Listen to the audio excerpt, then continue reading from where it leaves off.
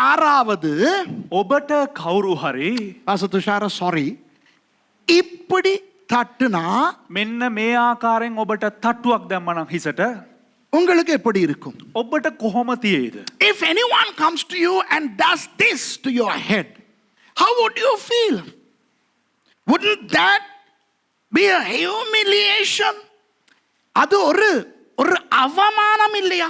ඔබට එය අවමානයක් හැටියට දැනෙන්නේ නැද්ද? இப்போ பெற்றோர்களோ ஆசிரியர்களோ பெரியவர்களோ දෙමව්පියන් හරි ගුරුවරුන් හරි වැඩිහිටියන් හරි சின்ன பிள்ளைகளை அடிக்கிறது இன்னும் இலங்கையில இருக்கிறது, அது நல்லது. நிறைய நாடுகளிலே இல்லை. කුඩා ළමයිට ගහන එක අදටත් මේ ලංකාවට වළංගුව තිබෙනවා. නමුත් යුරෝපයේ බොහෝ රටවල ඒ දේ නැහැ. Parents, teachers or adults slapping children is still happening in Sri Lanka, which is wonderful, but in many nations it doesn't happen. But if anyone does that, I don't think anybody can bear it because it's very humiliating. ஆனால் யாராவது அப்படி தலையை தட்டினால் කවුරු හරි කෙනෙක් එහෙම ඔළුවට ඒ වගේ පහරක් දුන්නොත් තට්ටු කරවුවොත් அது ஒரு அவமானம். එය එක අවමානයක්. அப்போ தலையை அப்படி தட்டுவதே அவமானம் என்றால் හිසට ඒ ආකාරයෙන් තට්ටු කරන එකම එක අවමානයක් නම් මේ පුද්ගලයාට இயேசுவானவருடைய அந்த பரிசுத்தமான தலையிலே යේසුස් වහන්සේගේ ඒ සුද්ධ වූ හිසට இதோ உங்களுடைய இந்த திரையிலே காணப்படுகிற மாதிரியான ஒரு முள்முடியை வைத்தார்களே. මෙන්න මේ ඔබ ඉස්සරහා දිස්වෙන්නා වූ මේ තිරයේ තිබෙන්නා වූ එක කටු ඔටුන්නක් හිසේ තබන විට அது எவ்வளவு ஒரு அவமானமாய் இருந்திருக்கும் என்று கொஞ்சம் யோசித்து பாருங்கள். එය කෙතරම් දුරට අවමානයක් දැයි ඔබ පොඩ්ඩක් කල්පනා කරලා බලන්න. If doing that is a humiliation enough, imagine when they placed a crown of thorns on the head of Jesus, like the one that you see on the screen. How humiliating would that have been? 2011 ஆண்டு இஸ்ரவேலிலே வைத்து 2011 Israel වල සිටින අවස්ථාවේදී මම ஒரு அம்மா என்னிடத்துல கேட்டார், பாஸ்டர் அந்த இயேசுவின் தலையிலே சூடின அந்த முள் முடி, அந்த முள் எங்கேயாவது காட்ட முடியுமா என்று. එක මමක් ඊශ්‍රායල් වලදී අහුවා දේවගතිවරයාගෙන් පාස්ටර් යේසුස් වහන්සේගේ හිසට දැම්ම කටු ඔටුන්නේ ඒ කටුව කොයි වගේ එකක්ද කියලා මට පෙන්නුම් කරන්න පුළුවන්ද මේ කොහේ හරි තියලා. In 2011 an old lady asked me, hey pastor, can you show me a thorn that they used to adorn the crown of thorns for Jesus? Can you show me?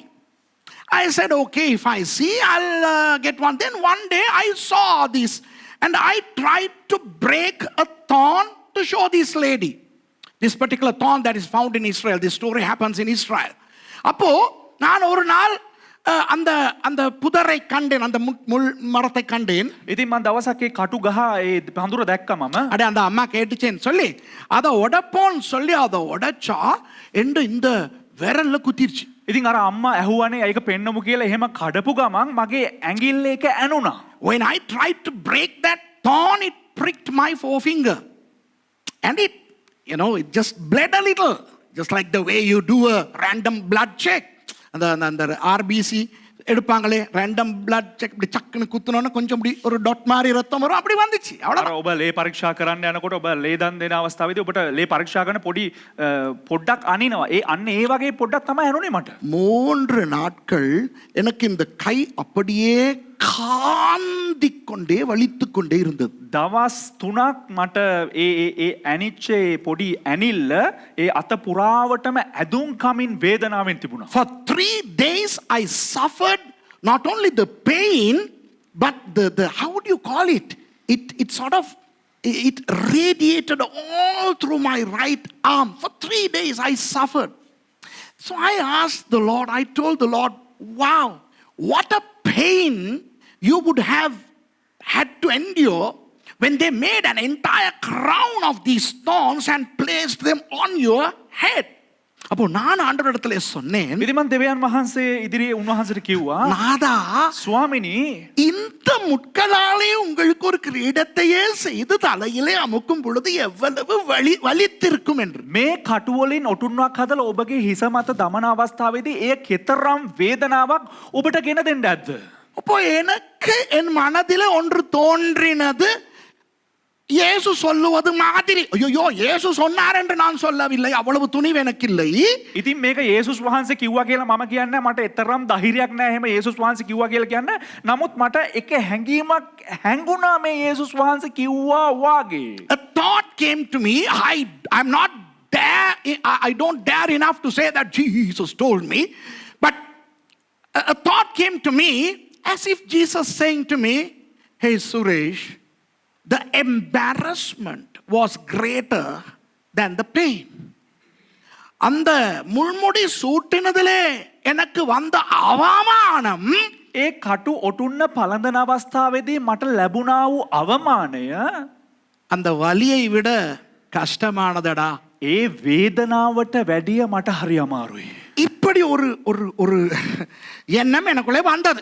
මෙන්න මේ ආකාරයේ සිතුවිල්ලක් මා තුල පැමිණියා. இந்த செய்தியை நீங்கள் கேட்கும் பொழுது මේ පණිවිඩය ඔබ අහන විට உங்களுக்கு அதனுடைய அர்த்தம் புரிய போகிறது. ඔබට එහි අර්ථය වැටහෙන්න යනවා. When you listen to this message, you are going to understand the meaning of that little statement. The crown of thorns on the head of Jesus was much more embarrassing than being painful.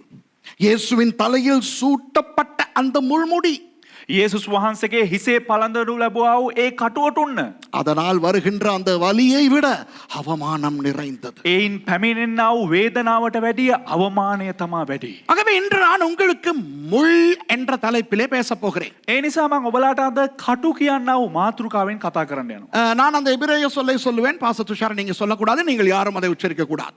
Hebrew ඒ වචනය pastor උච්චාරණය කරන්න යනවා. ඉතින් මටත් ඒකට අවසර නැහැ. මේක අහන කිසිම කෙනෙකුටත් ඒකට අවසරය නැහැ. ஸ்கிரீன்லயே நான் அதை போடல, நான் கிரீக்க மட்டும் போட்டேன். ஸ்கிரீன்ல போடல, கிரீக்க மட்டும் தான் போட்டேன். ග්‍රීක් භාෂාවෙන් තිරේ මත පමණක් දැම්මා. නෑ, මම හෙබ්‍රෙව් එක තිරේවත් දැම්මේ නෑ. ඒක ඕනේ නෑ ඔයගොල්ලන්ට. ග්‍රීක් එක විතරක් අපි බලාගමු. Now when I pronounce the Hebrew word, don't dare pronouncing it with me, okay? Even I refrained from putting it up on the screen in Hebrew, but then the Greek is there. In Greek it's akanta. Look. Greek භාෂාවෙන් අකම්තා. முள் என்றால் கிரேக்க மொழியிலே akanta. කටු කියලා කියනකොට Greek භාෂාවෙන් අකම්තා. The Greek word for thorn is akanta. Of course, there are other Greek terms to denote briars, thistles, and sharp objects. But I am going to concentrate only on the word akanta. Okay? இப்போ பல கிரேக்க சொற்களும் பல எபிரேய சொற்களும் இருக்கின்றன பழைய புதிய ஏற்பாடுகளில். පරණ ගිවිසුමේත් ඒ වගේම අලුත් ගිවිසුම තුලත් බොහෝ ග්‍රීක් ඒ වගේම හිබ්‍රෙව් වචන තිබෙනවා. கூரான பொருள், මේ කටු වැනි තියුණු දේ ආයුධය அல்லது ஊசி, නැත්තම් මේ ඉදි කටුව அந்த மாதிரியான சொற்களுக்கு பயன்படுத்தப்படுபவை. එවන් අදහසක් ඇති වචන වලට භාවිතා කරන වචන තිබෙනවා. ஆகவே தமிழ் வேதாகமத்திலே அப்படிப்பட்ட சில வார்த்தைகளையும் முள் என்று மொழிபெயர்த்திருக்கிறதை நான் தமிழ் வேதத்திலே கண்டேன். ඉතින් සිංහල භාෂාවේ දෙවගැතිතුමාට දැක ගන්න හම්බෙලා තියෙනවා ඒ කටුව කියන අදහස දෙන වචනයට එකම අර්ථයේ අදහස දීලා මෙහි පරිවර්තනය කර තිබෙනවා. I have seen in the English versions, different versions of the English Bibles, that various other Hebrew and Greek terms are translated as thorns. But my concern pertains only to the Greek term akanta. ஆனால் என்னுடைய செய்தி அகாந்தா என்று கிரேக்க மொழியிலே சொல்லப்படுகின்ற அந்த முள்ளை பற்றினது. නමුත් මගේ පණිවිඩය මේ අකම්තා කියනා ඒ ග්‍රීක් වචනෙන් තිබෙනා වූ ඒ පණිවිඩය පමණයි. ஏனென்றால் ඇයි කිව්වොත් ரெண்டு காரணங்கள். කාරණා දෙකක්. Two reasons. முதலாவது காரணம், පළවෙනි හේතුව இயேசுவின் தலையில் அவர்கள் சூட்டின அந்த முள் முடிக்கு பயன்படுத்தின அந்த முள் அகந்தா என்று கிரேக்க மொழியிலே சொல்லப்பட்டிருக்கிறது. යේසුස් වහන්සේගේ හිසේ පළඳනු ලැබුවා වූ ඒ කටු ඔටුන්නේ කටුවට ග්‍රීක් භාෂාවෙන් සඳහන් කරන්නේ අකන්තා කියා. Reason number one, the word that is used to denote the thorns that have been used for the crown of thorns on Jesus' head happens to be akanta. Okay? Now, that word in Hebrew is அந்த சொல் எபிரேய மொழியிலே එය Hebrew භාෂාවෙන් ඒ වචනය courts. இதற்கு மேல அந்த வசனத்தை சொல்ல மாட்டேன். මේට එහා මම ඒ වචනය උච්චාරණය කරන්නේ. அந்த சொல் ඒ වචනය பழைய ஏற்பாட்டிலே 12 தடவை மாத்திரமே வருகிறது. පරණ ගිවිසුම තුල නැත්නම් පෙර ගිවිසුම තුල 12 වතාවක් පමණයි ඒ වචනය දිස් වෙන්නේ. That word comes only 12 times in the Tanakh or the Hebrew Bible or the Old Testament. And today I'm going to show you all of those 12 verses and explain. அந்த 12 வசனங்களையும் உங்களுக்கு காண்பிக்க போகிறேன். ඒ වචන 12 ඔබලාට පෙන්눔 කරලා ඒ දේ විග්‍රහ කරන්න යනවා. அது புதிய ஏற்பாட்டிலே එය අලුත් ගිවිසුම තුල ஒரு 5 இடங்களிலே வருகின்றது. ස්ථාන පහක පමණ අපිට දකින්න පුළුවන්. The same word in Greek in the New Testament appears 5 times. Wait and see, I'm going to explain those also. அவற்றையும் உங்களுக்கு இன்றைக்கு காண்பிக்க போகிறேன். ඒ පිළිබඳවත් ඔබලාට පෙන්눔 කර දෙන්න යනවා. அதிலே முதலாவது ஸ்லைட போடுங்க. එයින් ප්‍රථම ස්ලයිඩ් එක දාන්න. But the first thing that I want to show is Anith ஸ்லைடுக்கு தான் ஐயா. This is our key verse.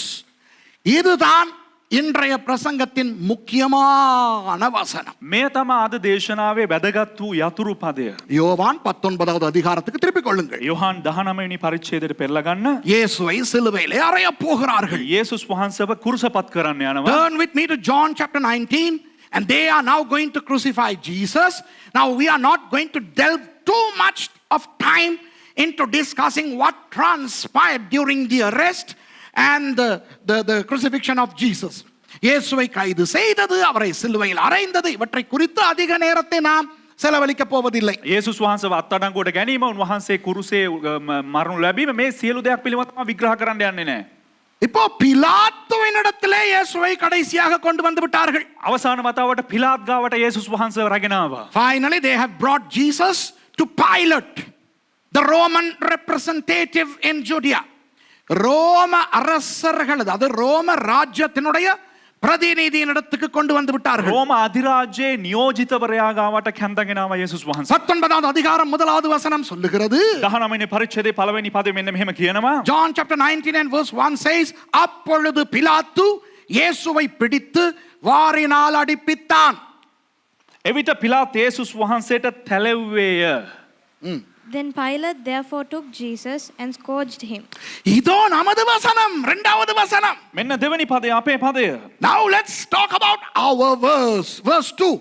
போர்ச்சேவகர் முள்ளுகளினால் ஒரு முடியை பின்னி அவர் சிரசின் மேல் வைத்து சிவப்பான ஒரு அங்கியை அவருக்கு உடுத்தி හේවායෝද කටුවටුන්නක් ගොතා උන්වහන්සේගේ හිසේ තබා රත්නිල් වස්ත්‍රයක් උන්වහන්සේට පළඳවා. And the soldiers plaited a crown of thorns and put it on his head, and they put on him a purple robe.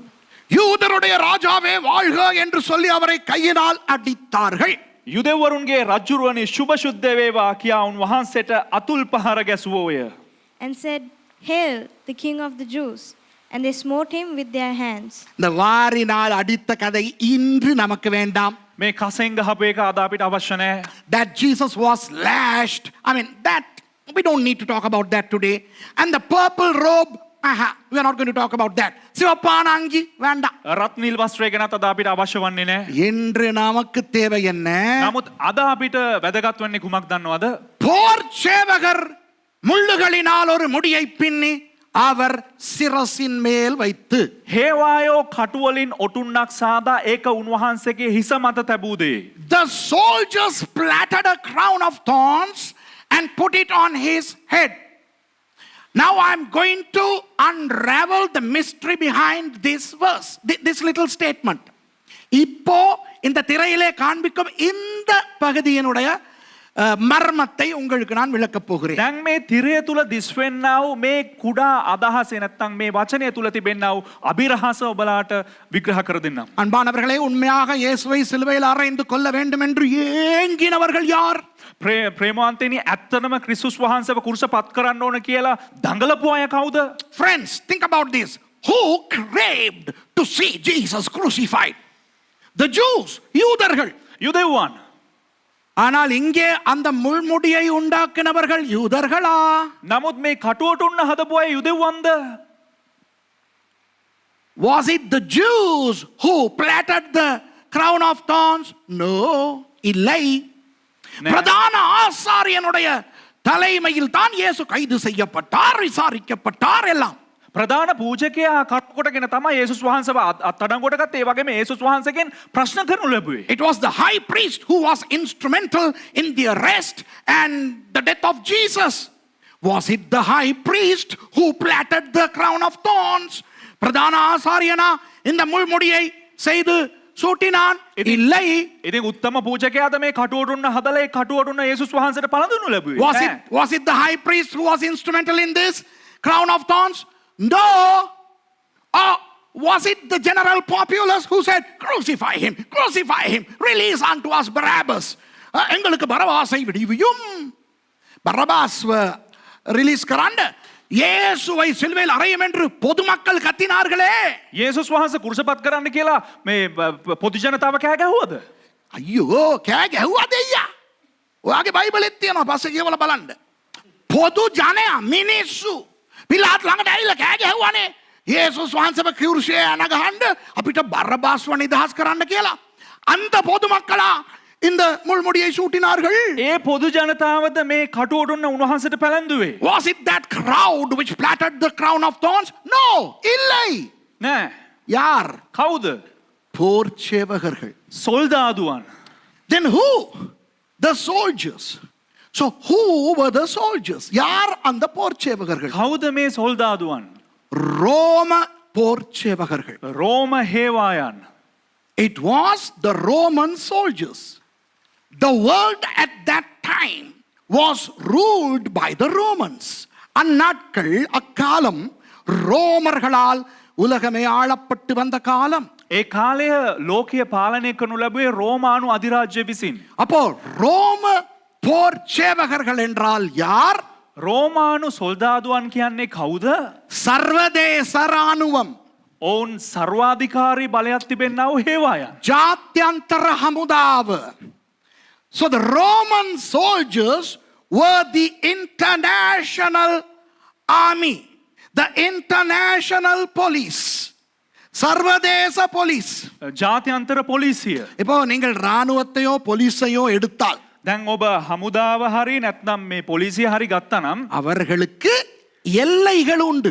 ඔවුන්ට සීමාවක් තිබෙනවා. Now when you talk about soldiers or the police, they have limitations, they have boundaries. இப்போ போலீஸை எடுத்தால் දැන් අපි පොලිසිය ගත්තනම් கலஹா police பிரிவு, தலாத்துவோய போலீஸ் பிரிவு. ගලහා පොලිස් සීමාව තිබෙනවා. ඒ වගේම වසම. වසම තිබෙනවා. තලාතුවේ වසම තිබෙනවා. The Galaha, there is this Galaha police, how do you call it? Police section or sector or whatever. And the Talatuoya police sector. Now we here in Bellwood, we belong to the Galaha police.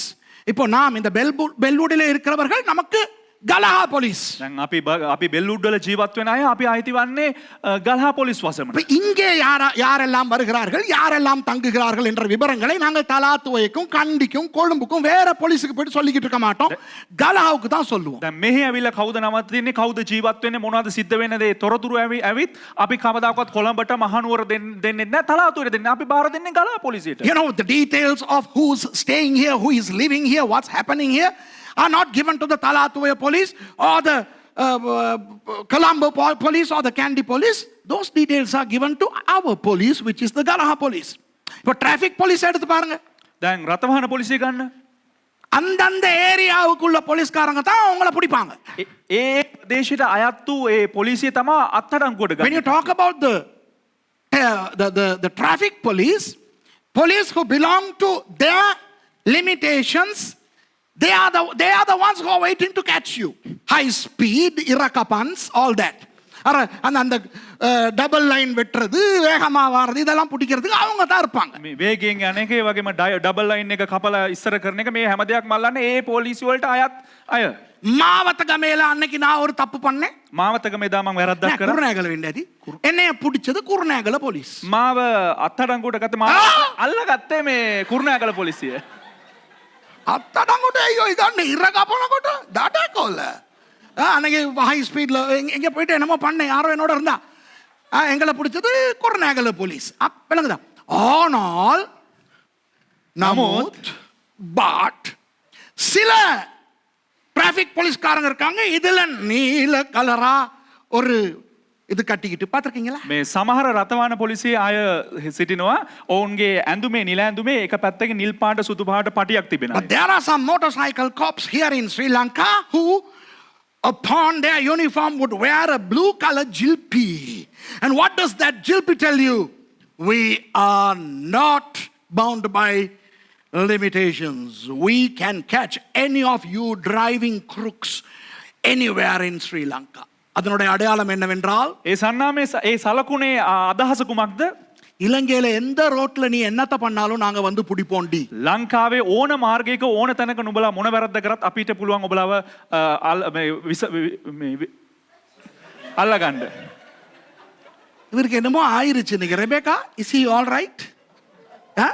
ஞாயிற்றுக்கிழமை புருஷனை அடிக்க கூடாது. පාස්ටට පොංජාතිනා නේ දේවදාසයෙක්ගේ භාර්යාව නම් ඉරිදා පාස්ටට ගහන්න හොඳ නැහැ. ගුටි කාලේ ඇවිල්ලා වෙන දුක බලන්නකෝ. මේ මං කියන එක හරිද? நான் சொல்வது சரியா? இப்படிதானே? அது போல ராணுவம், ඒ වගේම හමුදාව, even soldiers, they have their limitations. Okay, their jurisdiction. அப்போ ராணுவம் கூட அவர்களுக்கென எல்லை இருக்கிறது. හමුදාවට පවා ඔවුන්ට කියා සීමාවක් තිබෙනවා. ஆனால் නමුත් ரோமர்கள் ஆட்சி செய்த காலத்தில் රෝමානුවන් පාලනය කරපු කාලයේදී ரோம போர் சேவகர்கள் தான் சர்வதேச ராணுவம், சர்வதேச police.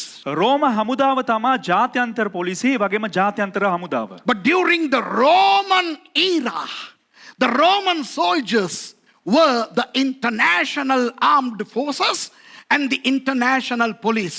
So if they punished somebody, the crime for which they punish must be international in scope. அப்போ சர்வதேச ராணுவமாகிய சர்வதேச போலீஸ் ஆகிய ரோம போர் சேவகர்கள் தண்டித்தால், ඉතින් ජාත්‍යන්තර හමුදාවක් වන ජාත්‍යන්තර පොලිසියක් වන රෝමානුවන් දඬුවම් කරා නම් அவர்கள் தண்டிக்கிற அந்த குற்றம் சர்வதேசம் சம்பந்தமானதா இருக்க வேண்டும். ඔවුන් දඬුවම් කරන්නා වූ ඒ වැරද්ද ජාත්‍යන්තරය සම්බන්ධ වෙන්න අවශ්‍යයි. இயேசு ஏன் அதை அனுமதித்தார்? යේසුස් වහන්සේ ඇයි ඒ දේ අනුමත කරනු ලැබුවේ? Why did Jesus allow that? Hey, you know what? Nobody, no mother's son could touch Jesus without him allowing that to happen.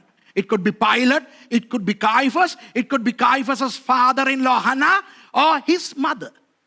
இப்போ இயேசு அனுமதிக்காமல் දැන් යේසුස් වහන්සේ අනුමත කරන්නේ නැතුව எவனும் இயேசுவை தொட முடியாது. කිසි කෙනෙකුට ඇවිල්ලා යේසුස් වහන්සේව අල්ලන්න බෑ. எவனும் அவரை கைது செய்யவும் முடியாது. යේසුස් වහන්සේව අත්අඩංගුවට ගන්නත් බෑ. காய்பாவும் அவரை விசாரிக்க முடியாது. කායිෆස්ටත් උන්වහන්සේව මේ ප්‍රශ්න කරන්න බෑ. காய்பாவின் மாமா அண்ணா அவராலையும் முடியாது. කායිෆස්ගේ මාමා අන්නාස්ටත් බෑ මේ යේසුස් වහන්සේගෙන් ප්‍රශ්න අහන්න. பிலாத்துவாலும் முடியாது, அவங்க அக்காவாலையும் முடியாது. පිලාතත් බෑ ප්‍රශ්න කරන්න, පිලාත්ගේ අක්කටත් බෑ ප්‍රශ්න කරන්න. ஆகவே இயேசுவை அவர்கள் என்னவெல்லாம் செய்தார்கள் என்று நமக்கு தெரியும். ඒ නිසා යේසුස් වහන්සේට මොන මොන දේවල්ද කරේ කියලා අපි දන්නවා. We know what they did to Jesus, but all because he allowed those things to happen.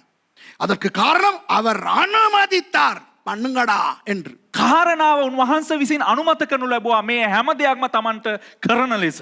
சர்வதேச போலீஸ், சர்வதேச ராணுவம், ජාත්‍යන්තර පොලිසිය, ජාත්‍යන්තර හමුදාව அவருடைய தலையிலே முள்முடி சூட்ட இயேசு ஏன் அனுமதித்தார்? උන්වහන්සේගේ හිස මත කටු මේ වහන කටු ඔටුන්නක් පලන්දන්න ඇයි යේසුස් වහන්සේ අනුමත කරනු ලැබුවේ? Why would Jesus allow the international army or the international police to Number one, touch his head. And number two, to place that thorny crown.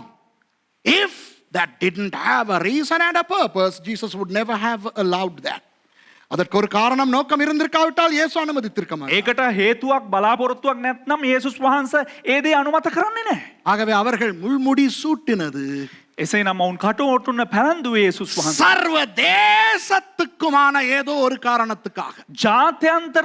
ජාත්‍යන්තරයටම අවශ්‍ය වූ යම්කිසි හේතුවක් කරුණු කොටගෙනයි. ජාත්‍යන්තරයටම අදාළ හේතුවක් නිසාමයි. It was for an international purpose that Jesus allowed those fellows, the international police, to do what they did to him. Do you understand that? புரியுதா? ඔබලට වැටහෙනවද ඒ දේ? யூதர்கள் அதை செய்திருந்தால் යුදෙව්වන් ඒ දේ කළා නම් அது யூதர்களுக்கு மட்டும் பொருந்தும். ඒක යුදෙව්වන්ට පමණක් අයත් වෙනවා. If the Jews did that, it would pertain only to the Jews. If Caiaphas the high priest did that, it must pertain only to the Judaic religion. காய்பா பிரதான ஆசாரியன் அதை செய்திருந்தால் කයාෆස් උතුම පූජකයා කරා නම් ඒක ඒ யூதேவ் ஆகமට அந்த யூத மதத்துக்கு மாத்திரமே அது பொருந்திருக்க ඒක வேண்டும். යුදෙව් ආගමට පමණක් අයත් වෙනවා. அந்த மக்கள் செய்திருந்தால் ඒ ජනතාව කරා නම් அது அந்த தேசத்துக்கு மட்டும் பொருந்த வேண்டும். ඒ දේශයට අයත් වෙනවා. If that was done by the people, then it should pertain only to those people. But since it was done by the international police, the crown of thorns applies to international spectrum. சர்வதேச police இதை செய்தபடியினால் ජාත්‍යන්තර පොලිසිය මේ දේ කරපු නිසා அது ඒ දේ சர்வதேசத்துக்கும் பொருந்தும். එය ජාත්‍යන්තරයටම අදාළ වෙනවා. புரியுதா உங்களுக்கு? වැටහෙනවද ඔබලට? இதைத்தான் நான் உங்களுக்கு பேச போகிறேன். මේ දේ පිළිබඳව තමයි මම ඔබලට කතා කරන්නේ. ஆகவே இயேசு ரத்தம் சிந்தினது, அவர் சிலுவையிலே மரித்தது, இதெல்லாம் எப்படி முழு உலகத்துக்கும் பொருந்துகிறதோ, යේසුස් වහන්සේ කුරුසපත් වුණ එක උන්වහන්සේ ලේවගරුපේ සිද්ධිය මුළු ලෝකෙටම කෙසේද අදාළ වුණා වගේ அதே போல இயேசு தலையிலே முடி சூடினதும் எல்லாருக்கும், உங்களுக்கும், எனக்கும், இனி வரும் சந்ததிக்கும், இதுவரை வந்து சென்ற அத்தனை சந்ததிக்கும் எல்லாருக்கும் பொருந்தும். ඉතින් යේසුස් වහන්සේ මේ කටු ඔටුන්න පළඳින එකත් එදා අපිට කලින් ඉපදිලා හිටිය අයත් ඒ වගේම අනාගතයට එන අයටත් ඒ වගේම අද ජීවත් වෙන අපි සියලු දෙනාටමත් අදාළ වෙනවා. Just as Jesus' shedding of his blood, his death on the cross, and his resurrection and all those things pertained to all over the world, the entire world, from then to now and even to the world in future, the crown of thorns also applies to everybody, to you, to me, to those who are going to come. So isn't that something very new? How many of you say, "Woo, I never thought about this. This is new." எத்தனை பேர் சொல்லுவீங்க, நான் அப்படி நினைக்கவே இல்லை, இது புதுசா இருக்குன்னு? கை தூக்கி காட்டுங்க. කී දෙනෙක් හිතනවද අනේ මට මේක වැටුනේ මම තේරුනේ පුදුම දෙයක් කියලා? කී දෙනෙක් කියනවද? අතොස්සන්න බලන්න. பாருங்க, இது புதுசா இல்லாம இருக்கிறது ஒரே ஒருத்தருக்கு தான். நீ தூக்குனியா? சரி, சந்தோஷம். දැන් මට මේක පුදුම නැත්තේ එකම එක්කෙනෙකුට තමයි. வாவ். அப்ப அந்த முள்முடியை பத்தி படிப்போமா? அந்த முள்ளை பத்தி படிப்போமா? දැන් ඒ කටු ඔටුන්න ගැන නැත්නම් ඒ කටුව ගැන අපි ඉගෙන ගනිමුද? So shall we start studying about that thorn? Okay, the akantha, the thorn, அந்த முள்ளை பற்றி படிப்போமா? நான் அந்த எபிரேய சொல்லை நீ சொல்ல மாட்டேன். ඒ කටුව ගැන අපි ඉගෙන ගමු. ඒ හෙබ්‍රේව වචනේ ආපහු දේවගතුමා උච්චාරණය කරන්න යන්නේ නැහැ. I'm not going to pronounce the Hebrew word because I don't like it. I love Hebrew. But that word, I don't like it. Because it first appears in Genesis chapter 3 and verse 18. அந்த எபிரேய சொல்ல எனக்கு, எபிரேய மொழி எனக்கு பயங்கர இஷ்டம், ஆனா அந்த சொல்ல எனக்கு பிடிக்காது. හෙබ්‍රේව භාෂාවට මම කැමති, හෙබ්‍රේව භාෂාවට ආදරේ. නමුත් මම ඒ දෙයට කැමති නෑ මම උච්චාරණය කරන්න. ஏனென்றால் அது முதல் ஆதியாகமம் 3:18 வருகிறது. ඇයි කිව්වොත් ඒ වචනේ ප්‍රථම වතාවට පැමිණෙන්නේ උත්පත්ති පොතේ 3 වෙනි පරිච්ඡේදයේ 18 වෙනි පදේ. Okay, here is ஏதேன் தோட்டத்திலே அவர்கள் பாவம் எல்லாம் செய்து அவர்களை ஆண்டவர் தண்டிக்கும் போது, ඒදන් උයනේ ඔවුන් පාපේ කරාට පසුව දෙවියන් වහන්සේ දඬුවම් කරායින් පසු, when God chastised Adam and Eve after they fell into sin, look what he says in verse 18 of chapter 3. ஆண்டவர் என்ன சொல்லுகிறார் என்று நீங்கள் பார்க்கலாம். 17 இருந்து வாசிப்போம். Let's read from verse 17. பின்பு அவர் ஆதாமை நோக்கி, நீ உன் மனைவியின் வார்த்தைக்கு செவி கொடுத்து புசிக்க வேண்டாம் என்று நான் உனக்கு விலக்கின விருட்சத்தின் கனியை புசித்தபடியினால் பூமி உன் நிமித்தம் சபிக்கப்பட்டிருக்கும், நீ உயிரோடு இருக்கும் நாளெல்லாம் வருத்தத்தோட அதன் பலனை புசிப்பாய். Verse 17. 17 පදේ සිට උන්වහන්සේ ආදාම්ට කතා කොට නුඹේ භාර්යාවගේ හඬට ඇහුම්කන් දී නොකන්ට මා අනකල ගහෙන් කෑබැවින් නුඹ නිසා භූමිය ශාප ලද්දිය නුඹේ ජීවිතයේ සියලු දවස්වල නුඹ වෙහෙසින් යුක්තව එයින් කන්නේහිය. And unto Adam he said, Because thou hast hearkened unto the voice of thy wife, and hast eaten of the tree of which I commanded thee, saying, Thou shalt not eat of it, cursed is the ground for thy sake, in sorrow shalt thou eat of it all the days of thy life. ஆண்டவர் ஏவாளை சபித்தார். දෙවියන් වහන්සේ ඒවට ශාප කළා. God cursed Eve, then he cursed Adam. ஆண்டவர் ஆதாமையும் சபித்தார். දෙවියන් වහන්සේ ආදාම්ව ශාප කළා. அதற்கெல்லாம் முன் சர்ப்பத்தை சபித்தார். ඒ සෑම දෙයකටම කලින්ම සර්පයව ශාප කළා. Before cursing the couple, he cursed the serpent. And now this verse says that he cursed the earth. இந்த பூமியை அவர் சபித்தாராம். දැන් මෙම ස්ථානයේ කියන උන්වහන්සේ භූමිය ශාප කළා කියලා. இப்போ நமது வசனத்துக்கு வருவோமா? දැන් අපේ පදයට අපි පැමිණෙමුද? Now let's talk about our verse here, verse 18. 18. அது எது? பூமி உனக்கு முள்ளும் குறுக்கும் முளைப்பிக்கும் வெளியின் பயிர் வகைகளை புசிப்பாய். 18 වෙනි පදේ එය කුමක්ද? භූමිය නුඹට කටුද ගොකටුද උපදවන්නේ නුඹේ වනේ පලා කන්නේහිය. Thorns also and thistles shall it bring forth to thee, and thou shalt eat of the herb of the field. ஆகவே இந்த இடத்திலே முதல் முள் அறிமுகப்படுத்தப்படுகிறது. එම නිසා ප්‍රථම වතාවට මෙම ස්ථානයේ කටුව හඳුන්වා දෙනවා. First time thorn is introduced, and it is introduced as a curse. இந்த முள் ஒரு சாபமாக அறிமுகப்படுத்தப்படுகிறது. මේ කටුව හඳුන්වා දෙන්නේ ශාපයක් ලෙස. ஆகவே முதலாவது விஷயம், එනිසා ප්‍රථම දේ முள் என்றால் சாபம். කටුව යනු ශාපයක්. So the first thing that we need to study is that a thorn is a curse. Well, you know, sometimes we use thorns to various purposes. Some of them could be good. சில நேரம் முள்ளை சில நல்ல விஷயங்களுக்கு பயன்படுத்துவோம். කටුව අපි බොහෝ සමහරක් අපේ අවශ්‍යතාවයන් වලට හොඳ දේවල් වලට අපි භාවිතා කරනවා. ஏதாவது குத்திருச்சுனா முள்ளை எடுக்கிறோம், முள்ளால எடுக்கிறோம். මොකක් හරි කටුවක් කැණුනා නම් කටුවක් භාවිතා කරනවා ඒ දේ එළියට If ගන්න. something pricks, then we use the thorn to get that. But when we look at it biblically, a thorn means curse. Thorn means curse. வேதத்தின்படி முள் என்பது சாபம். නමුත් බයිබලය අනුව කටුව කියලා කියන්නේ ශාපයක්. இப்போ දැන් யார் சபிக்கப்பட்டது? කවුද මේ ශාප ලද්දේ? பூமி சபிக்கப்பட்டது. භූමිය තමා ශාප ලද්දේ. The earth was cursed. இயேசு ரத்தம் சிந்தினது எதற்காக? යේසුස් වහන්සේ ලේ වැගිරුවේ කුමක් සඳහාද? மனுஷனுடைய தண்டனையை அனுபவித்து மனுஷனை மீட்க.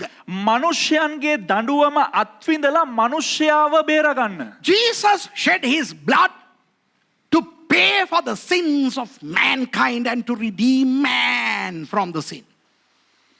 And he wore the crown of thorns to take upon himself the entire curse of the earth. இயேசுவானவர் தலையிலே முள்முடி ஏன் சூடினார் தெரியுமா? යේසුස් වහන්සේ ඇයි දන්නවද කටුවට උන්න හිසේ පළඳ ගත්තේ? முழு உலகத்தின் சாபத்தையும் தன்மேல் சுமப்பதற்கு. මුළු ලෝකයේම ශාපය තමා මත දරා ගන්නා පිණිස. ஹல்லேலூயா. ආමෙන්. இந்த பாவங்களையும் சாபங்களையும் சுமந்தார் என்கிறோமே. අපි අහනවනේ උන්වහන්සේ අපේ පාපේ ශාපේ දරාගත්තා කියලා. We always say he bore our sins and our curses. Well, yes, the sins through his blood, but the curse through that crown of thorns. அவர் தனது இரத்தத்தால் பாவங்களை சுமந்தார். උන්වහන්සේ තමන්ගේ ලේ කර්ණ කොටගෙන පාපේ උන්වහන්සේ දරාගත්තා. சாபங்களை எப்படி அவர் சுமந்தார்? උන්වහන්සේ කෙසේද ශාපයන් උන්වහන්සේ මත දරාගත්තේ? அந்த முள்முடியால். ඒ කටුවට උන්න කර්ණ කොටගෙන. இப்ப புரியுதா உங்களுக்கு? දැන් වැටහෙනවද බලන්න? இது உங்களுக்கு வேண்டுமானால் இப்போ தெரியலாம். මේක දැන් ඔබලාට දන්නවා වෙන්න පුළුවන්. ஏற்கனவே தெரிந்தவர்களும் இருக்கலாம். සමහර විට මේට කලින්ම දැනගත් අය ඉන්න පුළුවන්. Maybe you already knew this, or maybe this is your first time. But somebody knew this from the beginning, and that was the devil. ஒரு ஆளுக்கு இது நன்றாய் தெரியும் முந்திலிருந்து, அது பிசாசு. නමුත් ආරම්භයේ ඉඳලා එක්කෙනෙකුට දන්නවා මේ ගැන හොඳටම ඒ තමයි යකා. நம்ம எல்லாரையும் விட பயங்கர இறையியலாளன் அந்த பிசாசு. අපි හැමදෙනාටම වැඩිය හොඳටම දේව ධර්මය දන්නේ සාතන්ට. You know, the devil knows better theology than all of us. Not only theology, hermeneutics, homiletics, whatnot. I mean, everything. He knows all these things better than us. Homiletics இருக்கட்டும், hermeneutics இருக்கட்டும், இதெல்லாம் எங்களை விட அவனுக்கு நல்லா தெரியும். හර්මෙනෙටික්ස් වේවා හොමිලිටික්ස් වේවා මේ හැම දෙයක්ම අපිට වැඩිය හොඳට උදන්නවා. 1933 ஆண்டு 1933 அடால்ஃப் ஹிட்லர் என்பவர் ஒரு பிரசங்கம் செய்தார். ඇඩෝෆ් හිට්ලර් කියන පුද්ගලයා එක දේශනාවක් කරා. முழு தேசமுமே அதை ஏற்றுக்கொண்டது. මුළු දේශයන්ම ඒ දේශනාව පිළිගනු ලැබුවා. When Adolf Hitler preached his sermon in 1933, the entire Deutschland fell for it. What a great sermon would that have been? என்ன அருமையான பிரசங்கம். මොකද්ද ඒ තරම් විශිෂ්ට වූ දේශනාව? 1936 ஆண்டு அவர் பிரசங்கிக்கும் பொழுது 1936 ඔහු දේශනා කරන විට பழைய ஏற்பாட்டுக்கெல்லாம் கொண்டு வந்து போர்ட் பேலஸிலே போட்டு எரித்தார்களே. පරණ කිව්සුම් සෑම දෙයක්ම ගෙනලා පෝට් පැලස් වල දවනු ලැබුවානේ. எவ்வளவு அழகான பிரசங்கமா இருந்திருக்கும் அது. එසේනම් ඒ කෙතරම් විශිෂ්ට ගණේ දේශනාවක් විය හැකිද? When he preached in 1936, the entire German populace brought the Old Testament to the Port Palace. Remember the Port Palace demonstration? They burnt the Old Testament. Wow, what a sermon must that have been? 1939 ஆண்டு 1936 அவர் பிரசங்கித்த பொழுது ඔහු දේශනා කරන අවස්ථාවේදී his name, okay, when he preached in 1939, the entire nation of Germany started the Second World War just because of a sermon. ஒரு பிரசங்கத்தினால் German தேசமே இரண்டாம் உலக யுத்தத்துக்குள் வந்தது. 1939 ඔහු කරවුවා වූ එක දේශනාවක් නිසා ஜெர்மனியின் දෙවන ලෝක යුද්ධය ආරම්භ වෙන්න පටන් ගත්තා. ஹிட்லரின் அந்த பிரசங்கங்களை அவருக்கு கொடுத்த அறிஞர் யார்? திருப்பி சாசு அவர்கள். හිට්ලර්ට දේශනා පුහුණුව දුන්නේ පුද්ගලයා කවුද? මේ වෙන කවුරුත් නෙවෙයි අපේ යක්ෂ මහත්තයා. Who gave the homiletical strategies to Adolf Hitler? Mr. Satan, so he must be a better preacher. Okay? அவன் ஒரு நல்ல பிரசங்கி. ඒ කියන්නේ ඌ හොඳ දේශකයෙක්. அவன் ஒரு நல்ல இறையியலாளன். ඌ හොඳටම දේව ධර්මයක් දන්නවා. He knows theology very well. So what does he do? He catches innocent people, naive people, humble people, and then he preaches lies. அவன் என்ன செய்கிறான்? அப்பாவி கிறிஸ்தவர்களை பிடித்து ஒரு பொய்யான பிரசங்கத்தை பண்ணுகிறான். ඌ මොනවද කරන්නේ? අහිංසක කිතුණුවන් අල්ලාගෙන එක වැරදි දේශනාවක් දේශනා කරනවා. அப்போ பிழையான பிரசங்கத்தை கூட பைபிள்ல இருந்து எடுக்கலாம் இல்லையா? වැරදි දේශනා පවා බයිබලෙන් අපිට ගන්න පුළුවන්. Even heresies could be drawn out of Bible verses, you know. You can just take an isolated verse and construct what you want to say and make that verse look like it's saying that. ஒரு வசனத்தை எடுத்து එක Bible පදයක් රැගෙන தனக்கு தேவையானதை சொல்லி තමාට අවශ්‍ය දේ පමණ ප්‍රකාශ කරලා அதைத்தான் அந்த வசனம் சொல்லுகிற மாதிரி காட்டலாம். මේක තමයි ඒ වචනේ කියන්නේ කියලා අපිට එලි දක්වන්න පුළුවන්. அது மாதிரி ඒ වගේ பிசாசு என்ன சொல்கிறான் தெரியுமா? යකා මොනවද දන්නවද කියන්නේ? நீ ரட்சிக்கப்பட்டிருக்கலாம், උඹ ගැලවීම ලැබලා ඉන්න පුළුවන්. ஆனால் உன் பரம்பரை சாபங்கள் உன்னை தொடர்ந்து வந்து கொண்டிருக்கின்றன. නමුත් පරම්පරා ශාපයන් නුඹ පසුපසේ එනවා. You may be saved, but your sins of your ancestors, your generational curses are following you. So you need to break those curses. நீ அந்த சாபங்களை முறிக்க வேண்டும். ඉතින් උඹ ඒ ශාප සියල්ලක්ම කඩන්න අවශ්‍යයි. நான் சொல்லுகிறேன், මම කියන්නම්. இயேசுவானவர் தலையிலே முள்முடி சூட்டும் பொழுது நாம் அது சாபங்களை சுமந்து விட்டார். යේසුස් වහන්සේ හිසේ කටුවඩුන්න පළදින අවස්ථාවේ ඒ ශාප සියල්ලක්ම කඩනු ලැබුවා. When Jesus allowed the soldiers to put that platted crown of thorns, he took upon himself all our curses. ரட்சிக்கப்பட்டவனுக்கு சாபம் கிடையாது. கருப்பு சாபம், வெள்ளை சாபம், பச்சை சாபம், சின்ன சாபம், பெரிய சாபம், தாத்தா விட்டு சாபம், பரம்பரை சாபம் கிடையாது. எல்லாவற்றையும் இயேசுவானவர் சுமந்து விட்டார். ගැලවීම ලැබපු කිසිම කෙනෙකුට කිසිම ශාපයක් නැහැ. ආදි බුදුන් වහන්සේ මිත්තන්ගේ ශාප, නෑදෑයන්ගේ ශාප, අරයාගේ ශාප, මේ ශාප, කළු ශාප, සුදු ශාප, රතු ශාප කිසිම ශාපයක් නැහැ. If you are a saved Christian, no more curses to you. All have been borne by Jesus. And if you continue to try to break those curses even after you have become a Christian, you are dishonoring the crown of thorn which Jesus bore on his head for you. நீங்கள் இன்னும் அந்த சாபத்தை விடாமல் නමුත් තාමත් ඔබේ ශාපය අතරින් නැතුව. அந்த பாஸ்டர் சொல்றாரு இல்லையா, ඒ පාස්ට කියනවා. இந்த புத்தகம் சொல்லுது இல்லையா, ඒ පොත කියනවා. ஐயோ அது உண்மையிலேயே நடக்கிற மாதிரி இருக்கு இல்லையா අයියෝ ඒක ඇත්තටම වෙනවා වගේ තියෙනවා නේද? என்று நீங்கள் சொல்லிக் கொண்டிருந்தால் එහෙම නුඹ කියාගෙන හිටියානම් இயேசுவானவர் தனது தலையில் சுமந்த அந்த முள் முடியை நீங்கள் அவமதிக்கிறீர்கள். යේසුස් වහන්සේ විසින් තමාගේ හිස මත දරාගත්තා වූ ඒ කටු ඔටුන්න නුඹලා විසින් නිග්‍රහ කරනු ලබනවා. ஜூட் வாங்க. சோ ஆண்டவருக்கு ஸ்தோத்திரம். එම නිසා දෙවියන් වහන්සේට ස්තුති වේවා. அவர் பாவங்களையும் උන්වහන්සේ පාපයත් சாபங்களையும் ආපයත් நமக்காக சுமந்து விட்டார். අපේ උදෙසා උන්වහන්සේ දරා Praise ගන්නවා. God, Jesus has borne on our behalf not only the sins but also the curses. முள்முடியிலே இயேசுவானவர் உலகத்தின் சாபங்களை சுமந்து கொண்டார். ඒ කටු ඔටුන තුරින් යේසුස් ක්‍රිස්තුස් වහන්සේ මුළු ලෝකෙම සාපය දරාගත්තා. Through the crown of thorns, Jesus bore the entire curse of the earth. அந்த முள் என்று இரண்டாவது தடவை வேதத்தில் எங்கே வருகிறது என்று நான் உங்களுக்கு சொல்லிக் கொடுக்க போகிறேன். அந்த இரண்டாவது ஸ்லைடை போடுங்க. ඒ කටු කියන වචනේ සුද්ධ බයිබලයේ පරණගිස්මේ කොතන දෙන්නේ කියලා අපි බලමු ඊළඟට. Second appearance of this word for thorn comes in Exodus, and may we read that verse. Where's the slide? Okay, Exodus chapter 22 and verse 6. யாத்ராகமம் புத்தகத்திலே 22வது அதிகாரத்திலே 6வது வசனத்தை வாசிப்போம். නික්මයාම 22 වෙනි පරිච්ඡේදයේ 6 වෙනි පදය කියවමු. அக்கினி எழும்பி முட்களில் பற்றி தானிய போரையாவது விளைந்த பயிரையாவது வயலில் உள்ள வேற எதையாவது எரித்து போட்டதே ஆனால் அக்கினியை கொளுத்தினவன் அக்கினி சேதத்துக்கு உத்தரவாதம் பண்ண வேண்டும். ගිනි ඇවිල කටුගස් වලට අල්ලා එයින් ගොයම් කොළ හෝ නොකැපූ ගොයන් හෝ කෙත හෝ දාගියොත් ගිනි ඇවුලු තැනැත්තා විසින් සැබවින්ම අලාභය ගෙවිය යුතුය.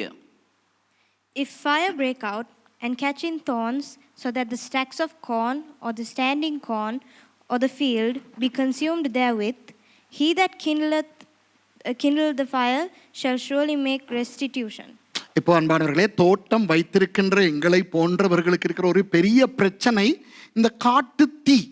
දැන් ඉඩම් තියාගෙන ඉන්න අපියගේ අයට තියෙනා වූ ලොකුම ප්‍රශ්නය තමයි මේ කටුගස්. People like us, නෑ ලැව්ගින්න. ලැව්ගින්න. People like us who own land, sometimes we have to face wildfire. I remember once a long time ago, about 3,000 of wonderful trees were all burnt because of a fire. ஒரு பல வருஷங்களுக்கு முன்னர் බොහෝ කාලයකට කලින් ටික කාලයකට මට කලින් මතක වුණා දුවා පරිවර්තනය කරනවා කියලා. මේ ஒரு 3000 மரங்கள் இந்த காட்டு தீயினால் இங்கே அழிந்து போயின. මේ ගස් 3000ක් විතර මේ ලැව්ගින්න නිසා විනාශ වෙලා ගියා. இப்போ வேதத்திலே பழைய ஏற்பாட்டிலே வாசிக்கிற அந்த வசனம் என்ன சொல்லுகிறது என்றால், මේ පරණ කිස්මේ සඳහන් මේ වචනය තුලින් මොනවද කියන්නේ කියනවා නම් what does this verse say? This says if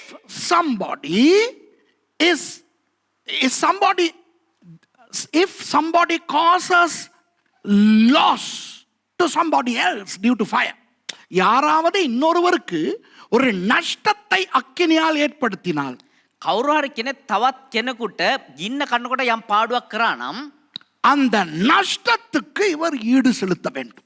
ඒ පාඩුවට මෙයා අලාභය ගෙවිය යුතුයි. This guy has to pay for that loss, and it's called restitution. பரிகாரம் செலுத்த வேண்டும். කියන්නේ පාඩුව ගෙවිය යුතුයි. ප්‍රත්‍යාශතිය මම හොයාගත්තේ වචනේ. ඊයේ තමයි ඒකම මම දන්නේ. හරිනේ? ගතිය. ප්‍රත්‍යාගතිය. දන්නේ නැද්ද? You see, Demal, I have to tell you. ප්‍රත්‍යාගතිය මම හොයාගත්තා ඊයේ. ප්‍රත්‍යාගතිය මරු ගති වචනයක් එක. ප්‍රත්‍යාගතිය. දෙමළ අය කියන ප්‍රත්‍යාගතිය.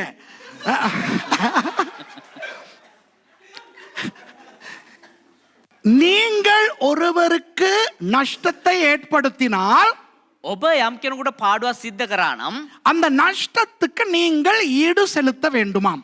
ඒ පාඩුවට ඔබ අලාභය ගෙවිය යුතුයි. If you cause a loss to somebody, then you have to pay for that. இப்போ இந்த இடத்துல எப்படி அந்த வசனம் சொல்லுகிறது? දැන් මේ ස්ථානයේ මේ පදේ කොහොමද කියන්නේ? அந்த அக்கினி முதலிலே எங்கே பற்றுமாம்?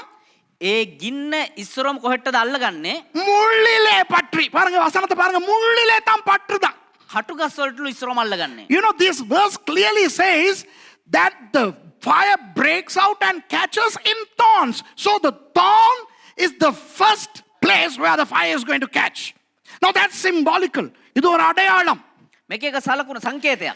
நீங்கள் எந்த விதத்திலாவது யாருக்காவது அந்த நஷ்டத்தை ஏற்படுத்தினால், ඔබ යම් කෙනෙකුට මොනම හෝ ආකාරකින් යම් පාඩුවක් සිද්ධ කරා නම් அதனுடைய ஆரம்பம் முள் என்று அடையாளமாய் சொல்லப்பட்டிருக்கிறது.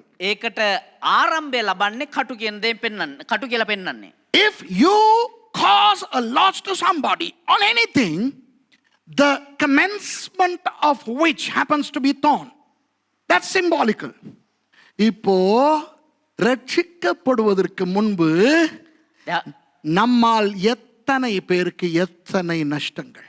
දැන් අපි ගැලීම ලබන්ට පෙර අපි කී දෙනෙකුට නම් කොයි තරම් නම් පාඩු සිද්ධ වෙලා Before we got saved, how much of damage must we have caused to many people? ரட்சிக்கப்பட்ட பிறகும் நம்ம நஷ்டம் ஏற்படுத்துறோம்னா அது கொழுப்பு. අපි ගැලීම ලැබුවට පස්සේ යම් පාඩුවක් ලැබුණා ඒක ඇවිල්ලා අපේ තෙල. பாடுவாக் ඇති කරානම්. ඇති කරානම්. If we are causing trouble after we get saved, now that's something else. I'm not talking about that. I'm talking about our pre-Christian life. ரட்சிக்கப்படுவதற்கு முன்பு நாம் வாழ்ந்த வாழ்க்கையை பற்றி பேசுகிறோம். අපි ගැලීම ලබන්ට පෙර ජීවත් වුණා ඒ ජීවිතය ගැන කතා කරා. என்னை எடுத்துக்கொண்டால், දේවදාසගේ ජීවිතය ගත්තා නම් ரட்சிக்கப்படுவதற்கு முன்பு என்னால் எத்தனையோ பேருக்கு நஷ்டங்கள் நடந்திருக்கின்றன.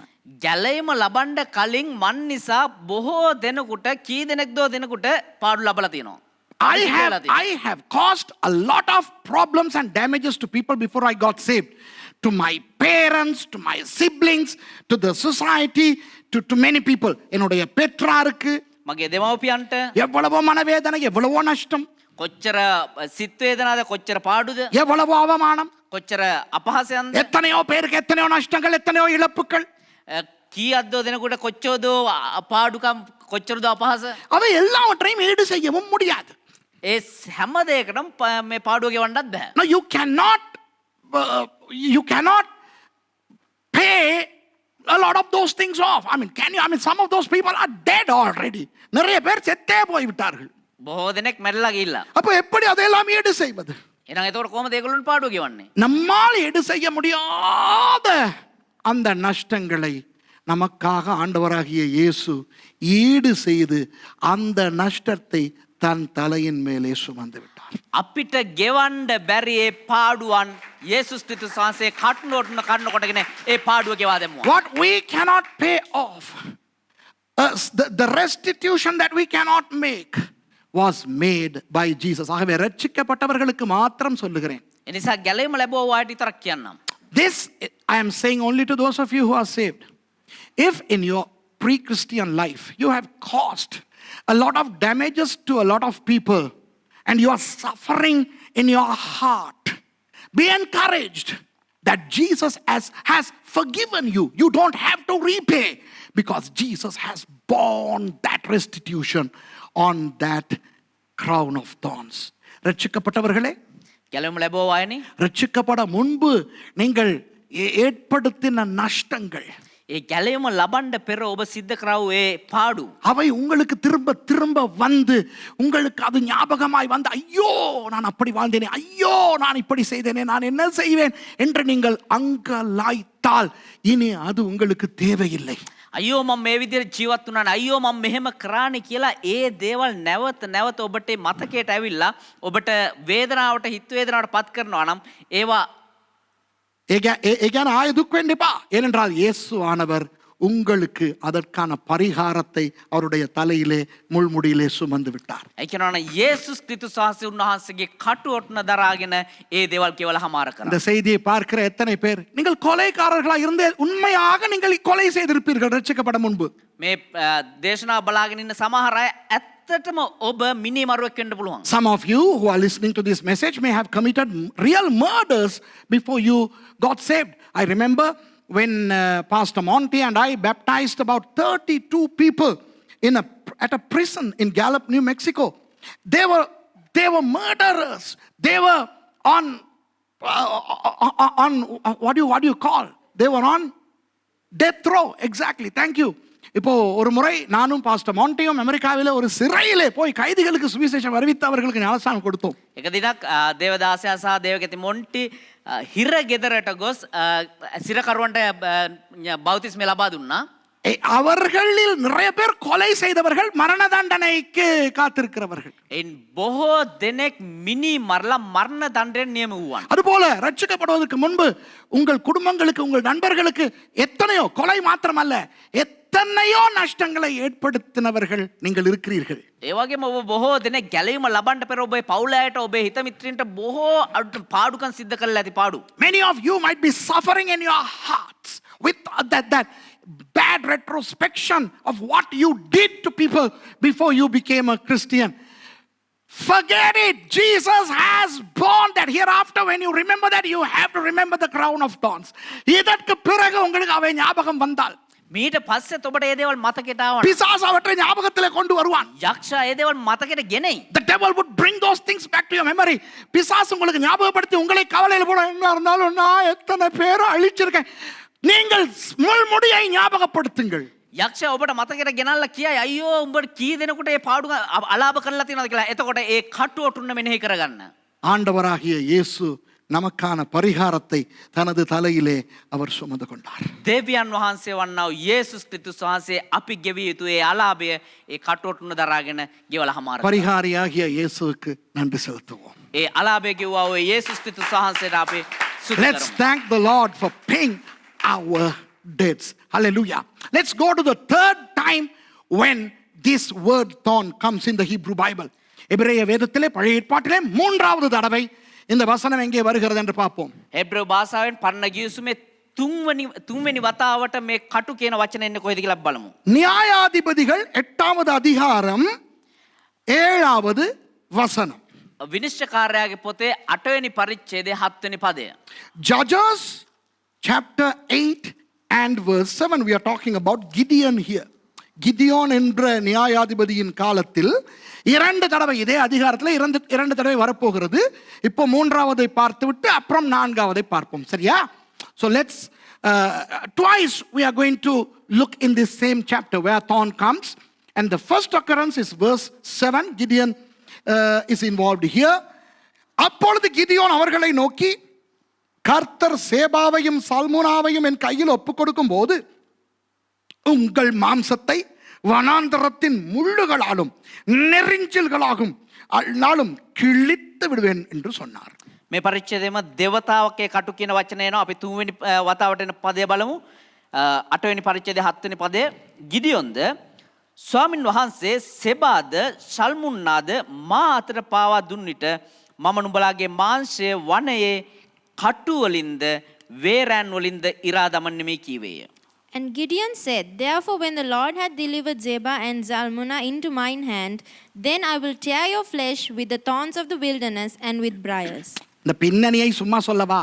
මේකේ පසුබිම පොඩ්ඩක් කියන්නද? Let me just say what happened there. Gideon was with his 300 men pursuing enemies. Gideon தன்னுடைய 300 பேரோடு எதிரிகளை துரத்தி கொண்டு வருகிறார். දැන් ගිදියොන් තමුන්ගේ 300ක් දෙනා සමග මේ සතුරම් විනාශ කරමින් එනවා. அப்ப சுக்கோத் என்ற இடத்துக்கு வந்தார். එතකොට සුකොත් කියන ස්ථානට ආවා. They came to a place called Sukkot. They were all hungry and thirsty. அவர்கள் எல்லாம் பசியாயும் தாகமாயும் இருந்தார்கள். මේ හැම කෙනෙක්ම බඩගිනි වෙලා පිපාස වෙලා ඉන්නවා. அப்போ அந்த சுக்கோத்தின் மனுஷரிடத்திலே கிதியோன் சொல்லுகிறார், එතකොට මේ සිකොත් වල ඉන්නව මිනිස්සුන්ට ගිදියොන් කියනවා ஐயோ பசிக்குது எங்களுக்கெல்லாம், අයියෝ අපිට බඩගිනි ஏதாவது கொஞ்சம் அப்பம் ஏதாவது சாப்பிடத்தாங்களே. අපිට කණ්ඩ මොනවා හරි රොටි මොනවා හරි තියනවා නම් දෙන්නෝ So කියලා. Gideon begs those people to feed them with a little bit of bread. To which the Sukhotites responded saying, you are pursuing those two kings, you haven't killed them, what have you achieved? Nothing, so we are not going to feed you. அப்ப அவர்கள் என்ன சொல்லுகிறார்கள்? එතකොට ඒ මිනිස්සු මොනවද කිව්වේ? நீங்கள் இனிதானே போய் அடிக்க போகிறீர்கள். ඔයාලා දැන් ආයේ ඊළඟට ගිහිල්ලා ගහන්න යන්නේ. என்னமோ போயிட்டு அடிச்சிட்டு வந்த மாதிரி பேசுறீங்கோ. නිකන් මේ ගහලා ඇවිල්ලා මේ වගේ ඉන්නේ. அதனால நீங்க முதல்ல போயிட்டு அடிங்க, நாங்க உங்களுக்கு சாப்பாடெல்லாம் கொடுக்க மாட்டோம். ඒ නිසා ඉස්සරහම ගිහිල්ලා ගහලා එන්න අපි ඔයාලට කැම දෙන්න යන්නේ. Those people were not generous. They were not even feeding these hungry stomachs. இந்த பசியாய் வந்தவர்களுக்கு சாப்பாடு கொடுக்கவில்லை. මේ බඩගින්නේ ආපු පුද්ගලයන්ට කැම දුන්නේ නැහැ. கிதியோன் சொல்லுகிறார், ගිදියොන් කියනවා ஓகே, හරි. நாங்கள் போய் அந்த ரெண்டு ராஜாக்களையும் அழித்து விட்டு வந்து අපි ගිහිල්ලා ඒ රජවරුන් දෙදෙනාව විනාශ කරලා ඇවිල්ලා இங்க வந்து நாங்க அப்பா சாப்பிட மாட்டோம், මෙහෙලා රොටි කන්න යන්නේ உங்களையும் அழிக்க போறோம். උඹලවත් විනාශ කන්න යනවා. So Gideon says, yeah, okay, we now go to kill those two kings, after which we are coming back, not to eat your bread, but to destroy you. And that destruction is symbolized in thorns. That's why it says, when the Lord had delivered Zebah and who? Zalmunna into my hand, then I will tear your flesh with the thorns. அதனால் தான் சொல்லுகிறார், அந்த ராஜாக்கள் யார்? சல்முனாவையும் சேபாவையும் நாங்கள் பிடித்து கொண்டு வரும் பொழுது உங்கள் மாம்சத்தை முள்ளுகளால் கிழிக்க போகிறோம். ඒ නිසා තමයි කියන්නේ ඒ රජවරු දෙන්න කියනවා ෂෙබාද සල්මුනාද ඒ රජවරු අල්ලගෙන විනාශ කරාට පස්සේ අපි ඇවිල්ලා උඹලගේ හැමත් කටු වලින් ඉරන්න යනවා. இந்த இடத்துல முள் எதை காட்டுகிறது? මෙතනදී ඒ කටු මොනවද පෙන්වන්නේ? அழிவு. විනාශය. What does thorn represent here? Destruction. அழிவு, அழிவு, அழிவு. அழிவு என்றால் என்னவென்று சொல்லவே தேவையில்லை, பார்க்கும் இடமெல்லாம் அழிவு. විනාශය කියන්නේ මොකද්ද කියලා කියන්න පැහැදිලි කරන්න අවශ්‍ය නැහැ. බලන හැමතැනම විනාශයන්. We don't have to explain destruction. Destruction is everywhere, but there is a Bible verse which says, what is the use of you gaining everything of the world but let your soul be destroyed? வேதத்தில் ஒரு வசனம் இருக்கிறது. බයිබලයේ එක පදයක් තිබෙනවා. உலகம் முழுவதையும் நீ ஆதாயப்படுத்தினாலும் මුළු ලෝකෙම නුඹ ලං කරගත්තත් உன்னுடைய ஆத்துமாவை இழந்து போனால் அதிலே பிரயோஜனம் என்ன? මුළු ලෝකෙම නුඹ ලබාගත්තත් නුඹේ ආත්ම විනාශකේ වෙලා කියන එහි ප්‍රයෝජනය කුමක්ද කියලා. ஆண்டவராகிய இயேசு நம்முடைய அழிவுகளை எல்லாம் தன் தலையிலே சுமந்து கொண்டவர். ස්වාමීන් වහන්සේ වන්නා වූ යේසුස් ක්‍රිස්තුස් වහන්සේ ඒ කටෝටන කන්නකොට අපේ සියලු විනාශයන් දරාගත්තා. Our Lord Jesus Christ has borne on his head all the destruction. Hey, I'll tell you something, Christians. If the world comes and kills you, if they come and destroy you, still your soul will not perish because the destruction has been borne by Jesus. உலகம் உங்களை வந்து கொலை செய்தாலும் ලෝකයේ ඇවිල්ලා ඔබ මරලා දැම්මත් உங்கள் ஆத்துமாவை தொட யாராலும் முடியாது. ඔබේ ආත්මය ස්පර්ශ කරන්න කිසිම කෙනෙකුට බැහැ. ஏனென்றால் கர்த்தர் எங்களுடைய அழிவை தனது தலையிலே சுமந்து கொண்டார். ඇයි කියනවා නම් ස්වාමීන් වහන්සේ අපේ විනාශයේ කටුනොඩු තුලින් දරාගත්තා. ஆகவே கிறிஸ்தவனுக்கு அழிவே கிடையாது. ඒ නිසා කිතුරන්ට විනාශයක්ම නැහැ. So there is no destruction for the Christians. Okay? இப்போ இந்த கதையின் தொடர்ச்சி வருகிறது. நாலாவது பாயிண்ட் அதுதான்.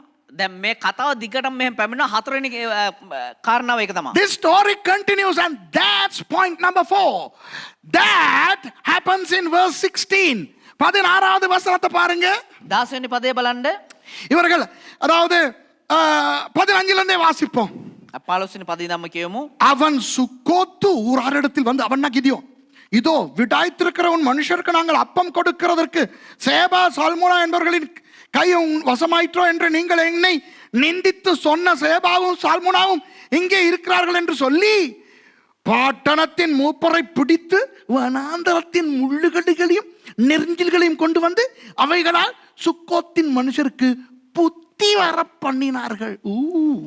පළවෙනි පදය ඔහු සුකොත්ති ඒ කියන්නේ ගිදියොන් මනුෂ්‍යයන් ළඟට ඇවිත් ඔවුන්ට කතා කොට නුඹ වෙහෙස වූ මනුෂ්‍යුන්ට අප විසින් කෑම දෙන්නට ෂෙබාද ශල්මුන්නාද නුඹ අතර අසු වී සිටිනවාද කියා නුඹලා විසින් යමකු ගැන මට සරදම් කීවාද. ඒ ෂෙබාද සම්මුණාද මෙන්න බලන්නයි කිය. 10 වෙනි පදය. ඔහු නුවර වැඩිමහල්ලන් අල්ලා වනේ කටුගස්ද වේරැන්ද අරන් එන් සුක්කොත්ති මිනිසුන් මට්ටු කළේය. And he came unto the men of Succoth, and said, Behold Zepah and Zalmunna, with whom ye did upbraid me, saying, Are the hands of Zepah and Zalmunna now in thine hand, that we should give bread unto thy men that are weary? And he took the elders of the city, and thorns of the wilderness and briars, and with them he taught the men of Succoth. You super Leah, super kada dane. This is interesting, huh? නියම කතාව නේද? Gideon was denied bread. Why? Because he had not conquered those two kings. ஏன் அவங்க இவங்களுக்கு அப்பம் கொடுக்கல? ஏன் அவங்க நீங்கிட்டு வா, உனக்கு இந்த காது தான் கேட்குறது போல இருக்குது. ஏன் சுக்கோத்தின் மனுஷர்கள் கிதியோனுக்கு அப்பம் கொடுக்கல? ඇයි සුකොත්ති මිනිස්සු ගිදියොන්ට රොටි දුන්නේ නැත්තේ? நீ அந்த ராஜாக்களை பிடிக்கல தானே? උඹේ රජු රැල්ලුවේ නෑනේ. நீ பெரிய சாதனையாளன் இல்ல தானே? උඹ ජයග්‍රහණය කරපු මිනිස්සු නෙමෙයිනේ. இருடி வாரேன். கிதியோன் ඊටපන් එන්නම් ගිදියොන්. கிதியோன் போய் அந்த ரெண்டு ராஜாக்களையும் பிடித்து அவர்களை கொல்லவில்லை, கொண்டு வந்தான் இவங்களுக்கு காட்டுறதுக்கு. ගිදියොන් ගිහිල්ලා ඒ රජවරු අල්ලගෙන මැරුවේ නැහැ, අල්ලගෙන එනවා. මේ Gideon, පිටු පෙන්නන්න. before killing those kings, brought those kings to the Sukkothites to see. பாரு, இந்த கொண்டாந்துட்டோம். වෙන්න අරන් ආවා. பார்த்தாச்சா? දැක්කද? இப்ப கொண்டாங்கடா அந்த முள்ளு. දැන් අරන් වරන් අර කටු. With the thorns, they taught the Sukkothites a wonderful lesson. அவங்களுக்கு புத்தி வர பண்ணாங்க. அந்த மூப்பர்களை எல்லாம் பிடிச்சி எல்லாம் பிடிச்சிக்கோ. வந்துருச்சா புத்தி? ஐயோ முள்ளால அடிச்சா எப்படி இருக்கும்? උන්ට දැනුමුතු කන් දුන්නා. අර වැඩිමහල්ලෝ සේරම එක්කන් ගෙනදලා කොහොමද? இப்போ பாருங்கள், உலகமே பார்த்து கொண்டிருக்கிறது கிறிஸ்தவர்களுக்கு ஒரு நல்ல பாடத்தை கற்றுக் கொடுக்கணும். දැන් මුළු ලෝකෙම බලන් ඉන්නේ මේ කීතුණුවන්ට හොඳ පාඩමක් උගන්වන්න ඕනේ කියලා. The whole world wants to teach a good lesson to Christians. Why? Because Christians are stupid. ஏனென்றால் கிறிஸ்தவர்கள் முட்டாள்களாம். ඇයි කියනවා නම් කීතුණුව කියන්නේ මෝඩයෝලු. இவ்வளவு நவீன உலகத்துல இன்னும் அந்த கருப்பு புத்தகத்தை பிடிச்சிக்கிட்டு ஆடுறானுங்களாம்.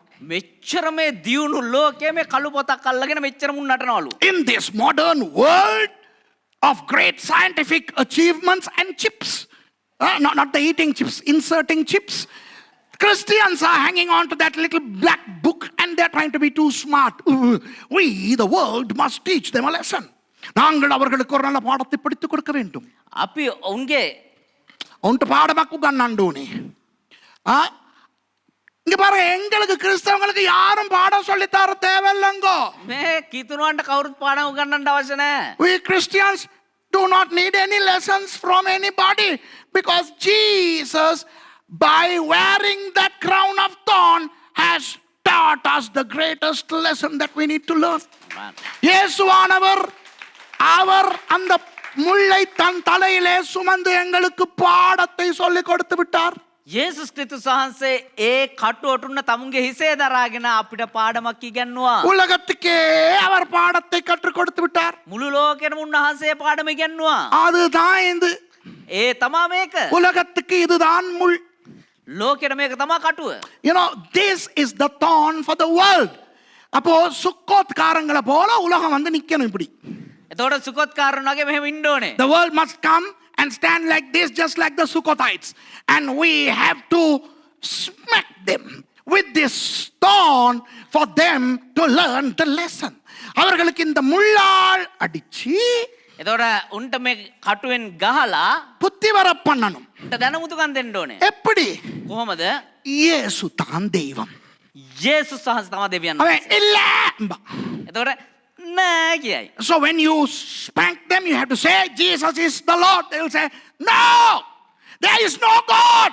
தேவனே இல்லை, இறைவன் என்றொன்று இல்லை அப்படின்னு கத்துவான். එතරුන් නෑ එහෙම දෙවි කෙනෙක් නෑ කියන උන් කෑ ගහයි. திருப்பி அடிக்கணும். பாருடா, எல்லாத்தையும் யாரு படைச்சது? එතකොට ආපහු ගහන්න ඕනේ කවුද මේ සේරම මෙව්වේ කියලා.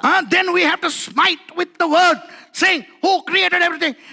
If everything was created by God, who created God? The Sukkotite will yell. விளங்குதா? இதால் அடிக்கும் போது அந்த முட்டாள் பாய கத்துவான். එතකොට කවුරු හරි ගහද්දී මේ මෝඩයෝ කෑ ගහයි. எல்லாத்தையும் உங்க சாமி படைச்சா, சாமியை யாரு படைச்சாரு? හැමදාම උඹේ දෙයියෝ මෙව හැබැයි ඒ දෙයියෝ මෙව කවුද? அப்புறம் இதுல இருந்து இன்னொரு அடி அடிக்கிறது. එතකොට තව එකක් ගහන්න ඕනේ. குரங்குல இருந்தா மனுஷன் வந்தான் அப்படிம்பா. වඳුරගෙන් මිනිස්සයා ආවා කියලා ඌ කියයි. He will say, no man came from the apes. Then we have to smite with this thorn saying, no man was created by God. தேவன் மனிதனை படைத்தார். දෙවියන් වහන්සේ මනුෂ්‍යයා මැව්වා. இந்த உலகம் சொரண கெட்டது. මේ ලෝකෙ මිනිස්සු ඇවිල්ලා කිසි හැඟීමක් නැති මිනිස්සු. You know, the world, people in the world are so naive. Perhaps clever in their brains, but so naive.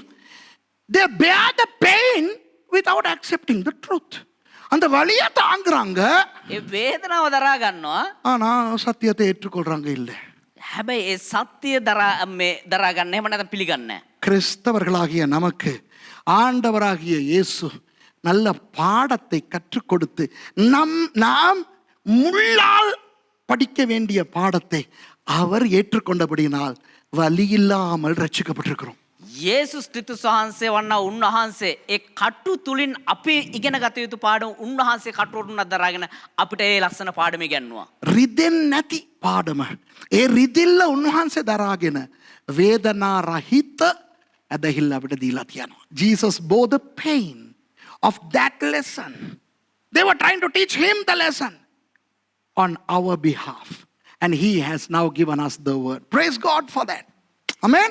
ආමෙන්. ஐந்தாவதாக அந்த முள் எங்கே வருகிறது என்றால் போடுங்க.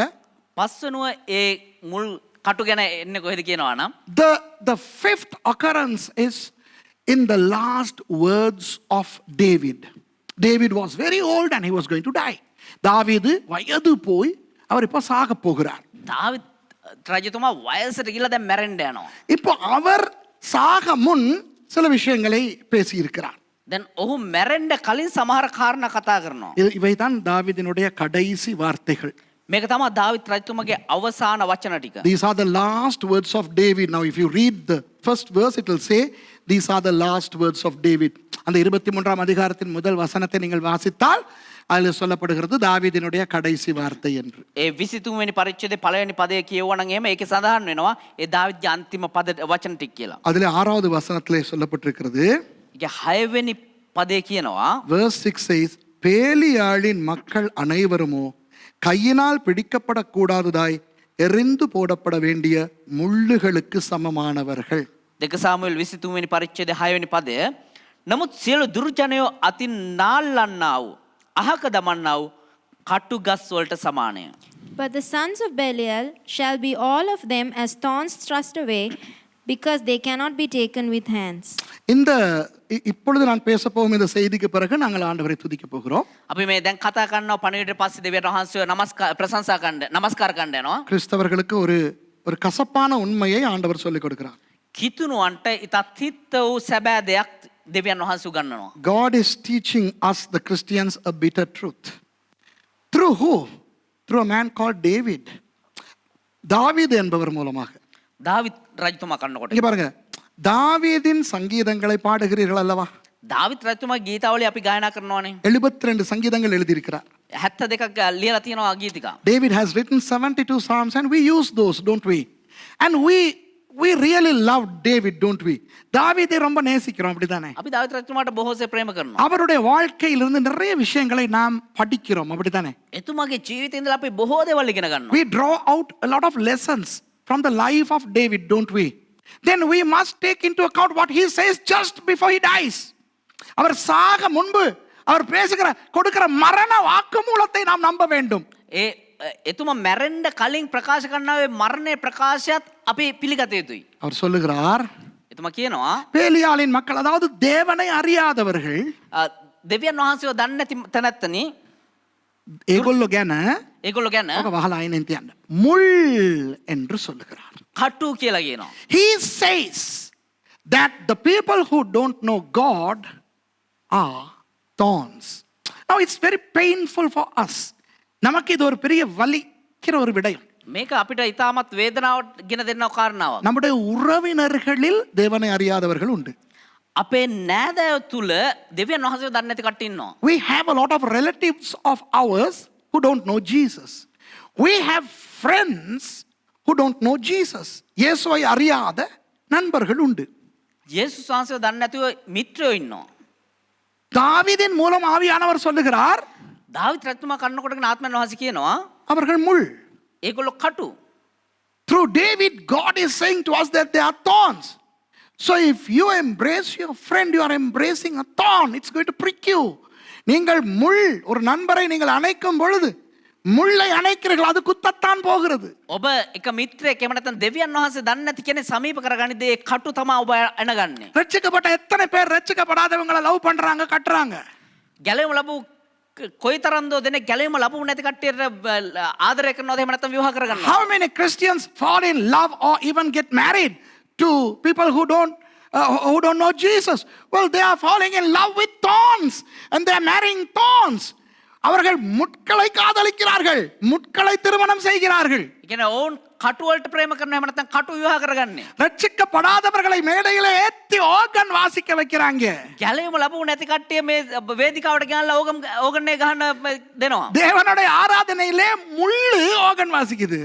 දෙවියන් වහන්සේගේ නමස්කාරයේ එක කට්ටක් ඕගන් එක ගහනවා. In some churches, people who don't know Jesus, they play the keyboard on the stage. Hey, thorns are ministering. Crazy. Now this is a bitter truth, but this is a very valuable truth. இது கசப்பான உண்மை, ஆனால் உண்மை. මේක ඊට අතිත්ත වූ සැබෑවක්. හැබැයි සැබෑව තමයි මේ. ஆகவே முட்கள் என்று அவர்களை ஒதுக்கி விடாதீர்கள். ඒ නිසා කටු කියන අය අයින් කරන්න එපා. Don't discard them because they are thorns. முள்ளையும் மலராக்க நமது ஆண்டவராகிய இயேசுவால் முடியும். ඒ කටු වලට ඒ කට බව මලක් බවට පරිවර්තනය කරන්න අපේ යේසුස් වහන්සේට පුළුවන්. Our Lord Jesus is able to transform that thorn into a flower. Why? Because Jesus the flower bore the thorn on his head. இயேசு என்கின்ற அந்த லில்லி புஷ்பம், அந்த மலர், යේසුස් ක්‍රිස්තුස් වහන්සේ කියනවා ලිලි මල முள்ளை தனது தலையிலே சுமந்தபடியினால் ඒ කටුවට තමුන්ගේ හිසමත් දරාගත් නිසා முள்ளையும் மலராக்க வல்லவராயிருக்கிறார். ඒ කටුත් මල් බවට පරිවර්තනය කරන්න ஓ, அவரை கொஞ்சம் துதிப்போமா? ஜூடா ஓடி வாங்கோ. අපි උන්වහන්සේව පොඩ්ඩක් ප්‍රශංසා කරමු. Let's praise God for a little while.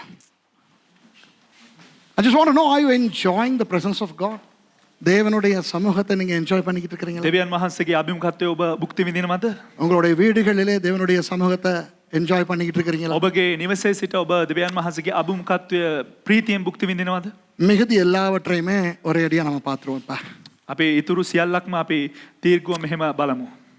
5 காரியங்களை பார்த்துருக்கோம்னு අපි நினைக்கிறேன். කාරණා පහක් බැලුවා.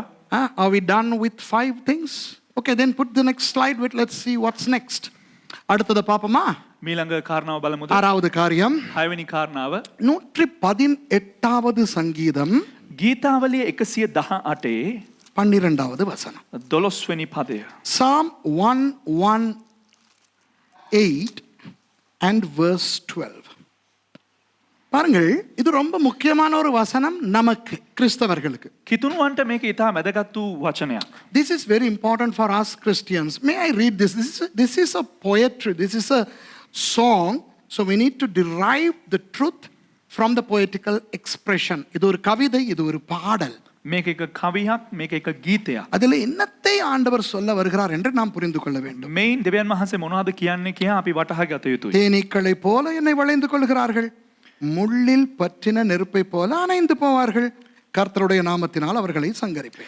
මීමැස්සන් මෙන් මා වට කළෝය, කටුදර ගින්නක් මෙන් නිවි ගියෝය. ස්වාමීන් වහන්සේගේ නාමයෙන් ඔවුන් සිඳ දමන්නෙමි. They compass me about like bees. They are quenched as the fire of thorns. For in the name of the Lord I will destroy them. Let's not worry about the context here. இதனுடைய பின்னணி நமக்கு வேண்டாம். මෙහි පසුබිම අපට අවශ්‍ය නැහැ. தாவீதை எதிரிகள் துரத்தும் போது அவர்களுக்கு என்ன நடக்கும் என்பதனைத்தான் தாவீது பாடுகிறார். දාවිත් පසුපස විරුද්ධකාරයන් හඹායේදී ඔවුන්ට කුමක්ද සිද්ධ වෙන්නේ කියලා තමයි දාවිත් ගායනා කරන්නේ. When David is pursued by enemies, David is singing as to what's going to happen to them. So let's not get into that. What is intriguing is what he says about the fire and the thorn. இதிலே எனக்கு என்ன தெரிகிறது என்றால், මේන් මට කුමක්ද වැටහෙන්නේ කියලා இந்த කිව්වොත් நெருப்பை பற்றியும் முள்ளை பற்றியும் ஏதோ சொல்லுகிறார். මේ ගින්න පිළිබඳවත් කටුව පිළිබඳවත් යම් කිසි දෙයක් මේ ස්ථානයේ ප්‍රකාශ කරනවා. முள்ளில் பற்றின நெருப்பை போல அணைந்து போவார்கள். මේ ස්ථානයේ සඳහන් වෙනවා ගින්දර මෙන් නිවි ගියෝය. නෑ. අර තියෙන්නේ කටු දර ගින්නක් මෙන් නිවි ගියෝය. They are quenched as the fire of thorns. இப்போ இதுல தாவீது என்ன சொல்லுகிறார்? දාවිත් කුමක්ද මෙතන කියන්නේ? முள்ளிலே பற்றின அக்கினி சீக்கிரம் அணையுமாம். அதுதான். කටුවල දැවුණාව ඒ කටුවල ඇති වුණා වූ ගින්දර ඉතා ඉක්මනින්ම නිවි යනවලු. What David is trying to say here is, when the fire is caught on thorns, the fire would quench fast. இப்போ விறகு அடுப்பு, விறகு எரிப்பதெல்லாம் நமக்கு நன்றாய் தெரியும். දර ලිප ගත්තොත් දර කොහොමද අපි පත්තු කරන්න කියලා අපි ඔක්කොටම හොඳට දන්නවා. We know to use firewood, don't we? And there are particular wood that would burn well, some don't. சில வகை விறகுகள் நன்றாய் எரியும், சில வகை விறகுகள் எரியாது. සමහරක් දර වර්ග ඉතා ඉක්මනින්ම දැවෙනවා, සමහරක් දර වර්ග ඉක්මනින් දැවෙන්නේ නැහැ. முள்ளில் நெருப்பு சீக்கிரம் பற்றும். කටුවලට ඉතා ඉක්මනින්ම ගිනි දැල්ල යනවා, හසු වෙනවා, දැවෙනවා. Thorns can burn fast, but then they burn out fast too. அந்த அக்கினி சீக்கிரம் முள்ளில் அணைந்தும் போகும். ඒ වගේම ඒ කටුවල ඇතිවෙන්නා වූ ගින්දර ඉතා ඉක්මනින්මත් නිවි යනවා. கிறிஸ்தவர்களுக்கு அக்கினி என்பது பரிசுத்த ஆவியானவர். ஆமென். කිතුණුවන්ට ගින්දර කියලා කියන්නේ ශුද්ධාත්මයන්න් වහන්සේ. அக்கினியால் ஞானஸ்நானம் கொடுப்பதாய் இயேசுவானவர் சொன்னாரே. ශුද්ධාත්මයන්න් මේ දෙවියන් වහන්සේ යේසුස් වහන්සේ ප්‍රකාශ කරා ශුද්ධාත්මයන්න් වහන්සේ කනකොට උඹලට ගින්දර බෞතිස්මය ලැබෙනවා කියලා. For us Christians, fire is very important because it symbolizes the Holy Spirit. Jesus said, you shall be baptized in fire. அப்போ அக்கினி என்பது கிறிஸ்தவர்களுக்கு ගින්දර කියලා කියන්නේ කිතුණුවන්ට பரிசுத்த ஆவியானவரை குறிக்கும், ශුද්ධාත්මයන්න් වහන්සේ සංකේතවත් කරනවා. பரிசுத்தத்தை குறிக்கும், ශුද්ධකම සංකේතවත් කරනවා. உற்சாகத்தை குறிக்கும். ඒ වගේම ජොලිතකම සංකේතවත් කරනවා. அக்கினி ஃபயரா இருக்கிறார். ගින්දර වගේ ඉන්නවා. You know, for us Christians, fire means the Holy Spirit, the power, the anointing. Christians are always on fire. They ought to be. They are supposed to be. கிறிஸ்தவர்கள் அக்கினியா இருக்கணும், அப்படிதானே? කිතුණුවන් කියන්නේ මේ ගින්දර වගේ ඉන්න ඕන. ஆனால் නමුත් சில கிறிஸ்தவர்கள் ஃபயரா இருப்பாங்க, டக்குன்னு பொசுக்குன்னு அமர்ந்துருவாங்க. සමහර කිතුණුවන් හරියට ගින්දර වගේ ඉඳලා එකපාරට පටස් ගාලා නිවිල යනවා. Some Christians, they easily get fired up, but then easily they are quenched as well. பார்த்திருக்கீங்களா? දැකලා තියෙනවද ඒ වගේ? சில சர்ச்சஸ்ல, நம்ம சர்ச்சஸ்ல, ஐயோ நான் இதை குற்றமா சொல்லல, சில பேர் இருக்காங்க සමහරක් අය ඉන්නවා, සමහරක් සභාවල මම මේක වැරද්දක්වයි කියන්නේ. டக்குன்னு ஃபயர் ஆகிடுவாங்க. ඉතින් ඉක්මනින්ම මේ ෆයර් වෙනවා, ගින්දර ගන්නවා. Some Christians, hey, I'm not criticizing, okay? This is not a derogatory expression, but some people get fired up so easily. நீங்க வந்து ஹalleluya இன்னால ஹalleluya. ඔබ නිකන් අවිලා හalleluya කාලා කෑ ගන්නවා. All you have to say is hallelujah, and some people are like hallelujah. சில நேரம் நாங்கள் ஜெபிப்போம் அப்படினாலே சில பேர் ஃபயர் ஆயிடுவாங்க. සමහරක් අයට අපි දැන් යාඥා කරමු කියපුවා සුතිව කියලා මේ ගිනි ගන්න පටන් ගන්නවා. All we have to say is let us pray, and some people get fired up. சில பேர் சாப்பாட்டுக்கு ஜெபிக்கும் போதே அந்நிய பாஷையில கத்த ஆரம்பிச்சிடுவாங்க. සමහරක් අය කෑම වලටම යාඥා කරගම රිබප බගලා එකපාරට අන්නේ භාෂාවෙන් කතා කරනවා. Sometimes you start to pray for your meal, and some people are filled with the Spirit and they start prophesying. ஆமாவா இல்லையா? சில நேரம் குடும்ப ஜெபத்துல தீர்க்கதரிசனம் எல்லாம் விட்டுருவாங்க. හවුද නැද්ද? පවුලේ යාඥාවේ සමහරක් වෙලාවට අනාගත වාක්‍ය පවා කියනවා. Sometimes in the family prayer people break out with proper prophecies. Hey, I'm not criticizing. I mean, these people are always on fire. இந்த ஜனங்கள், நான் குற்றம் சொல்லல, சில பேர் ஃபயரா தான் இருப்பாங்க. මම වැරදි කියන්නේ නැහැ. මේ බොහෝ දෙනෙක් මෙන්න මේ වගේ හරියට මේ ජොලිතකමෙන් ගින්නෙන් තමා සිටින්නේ.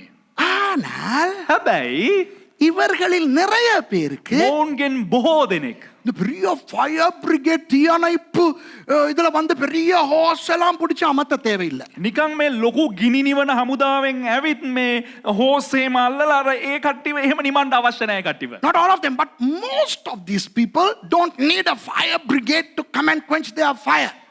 ஒரு மலை தூறல் லைட்டா பட்டாலே නිකම් පොද වැස්සක් ගැව්වත් ගාලා මෙහෙම. all they need is a drop of drizzle water from the rain. என்ன பிரதர் ஆச்சு? என்ன பிரதர் ஆச்சு? මොකද සහෝදරය இப்ப கொஞ்சத்துக்கு முத ஃபயரா இருந்தீங்க, දැන් ටිකකට කලින් ගින්දර වගේ හිටියා. அடி முழு உலகத்தையும் நெருப்பு வைக்கிற மாதிரி இருந்தீங்க. ඔබ නිකන් හිටියේ මුළු ලෝකෙම ගිනි ගන්න Hey bro, what happened? Hey sister, what happened? A little while ago you were ready to torch the whole world. Now you are. என் பிரச்சனை எனக்கு தானே தெரியும். මගේ ප්‍රශ්නේ මටනේ දන්නේ. ஒரு பெரிய டேமேஜ் வந்து வந்த மாதிரி என்னை மூடிடுச்சு. இந்த பாருங்க தண்ணி. නිකන් ලොකු මේ ඩෑම් එකක් කඩාගෙන වගේ මාව වහගෙන ගියා බලන්නකෝ. It is as if a huge dam broke and he was submerged by all that dam water. Look at the water. Hey, it's a drop of water. You don't know. இல்ல கொஞ்சம் தானே தண்ணி. මේ පොඩි පොද වැස්සන්නේ පොඩි බින්දුවක් නේ තියෙන වතුර.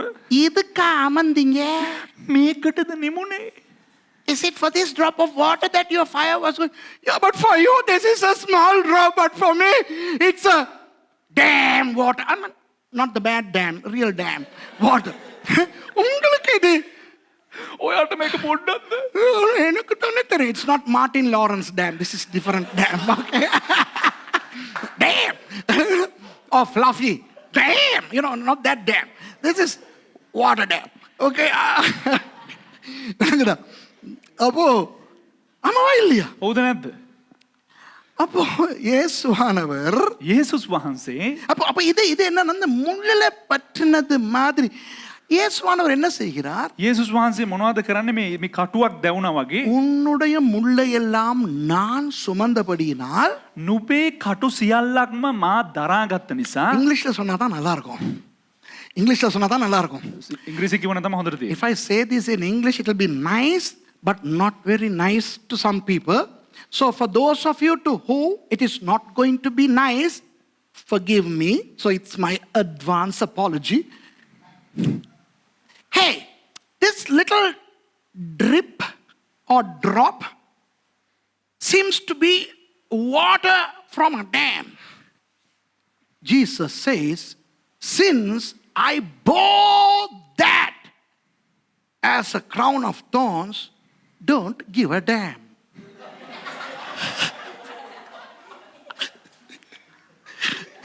அது இங்கிலீஷ்ல மாதிரி தமிழ்ல சொல்லல. You got it right? ඉංග්‍රීසියෙන් වගේ එක එච්චර ලස්සනට කියන්න. அதாவது ஏன்டா சும்மா சும்மா அமர்ந்து போற? ඒ කියන්නේ ඇයි මං නිකන් උඹ එක එක වෙලාවට නිමිල යන්නේ? நான் இருக்கிறேன்டா. මම ඉන්නවා බා.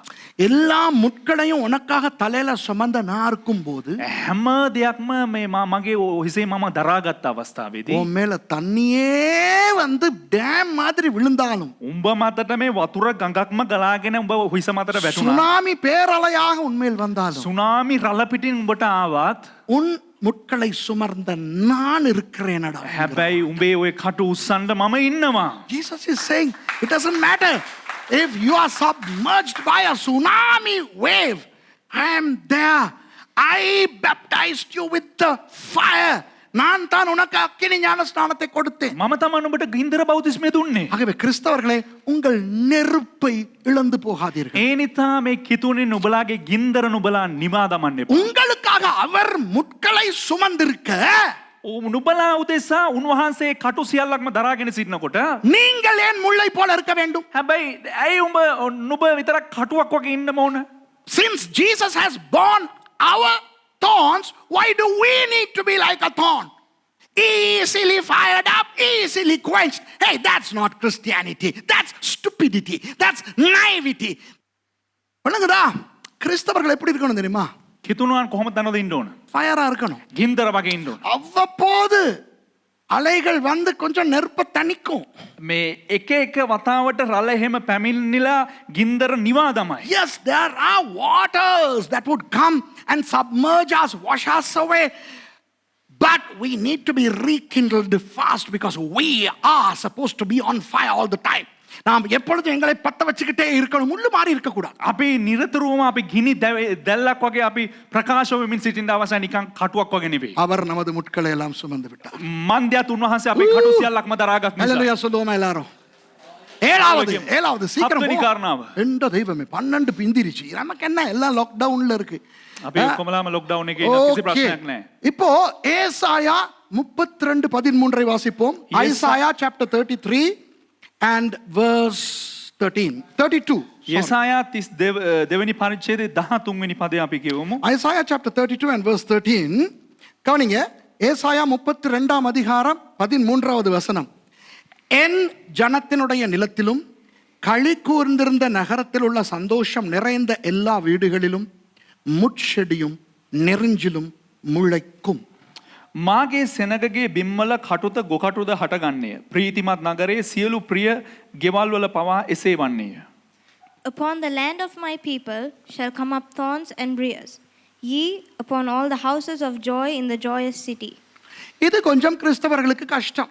මේ කිතුනුවන්ට ටිකක් අමාරුයි. This point is a little bit difficult for Christians to digest because thorn also means judgment to God's people. தேவ ஜனங்களின் நியாய தீர்ப்பையும் இந்த முள் குறிக்கும். මේ කටුව හඳුන්වා දෙනවා දෙවියන් වහන්සේගේ ජනතාවගේ දෙවියන් වහන්සේගෙන් ලැබෙන විනිශ්චය පවා. அன்பானவர்களே, ප්‍රේමවන්තයනි, முழு உலகத்தின் நியாய தீர்ப்பையும் பாவத்தையும் சாபத்தையும் இயேசுவானவர் சுமந்து விட்டார். මුළු ලෝකයේ විනිශ්චයත් පාපයත් සාපයත් යේසුස් වහන්සේ විසින් දරා ගනු ලැබුවා. Yes, Jesus has borne upon himself the entire sin and the entire curse of the entire universe. And some of us have become Christians by accepting Jesus as our personal savior. Wonderful. சிலர் நம்மை போன்றவர்கள் இயேசுவை சொந்த இரட்சகராக ஏற்றுக்கொண்டு கிறிஸ்தவர்களாகி இருக்கிறோம். සමහරක් අපි වගේ අය යේසුස් වහන්සේ පෞද්ගලික ගැලවුම්කාරය හැටියට පිළිගෙන සිටිනවා. அந்த நாம் இந்த வசனத்தின்படி வாழ வேண்டும். ඒ අය මේ දේව වචනය අනුව ජීවත් වෙන්න ඕනේ. ඒ නිසා දේව වචනය නිසා ජීවත් වෙන්න ඕනේ. We must live according to this word. We have to obey the word. We have to learn the word.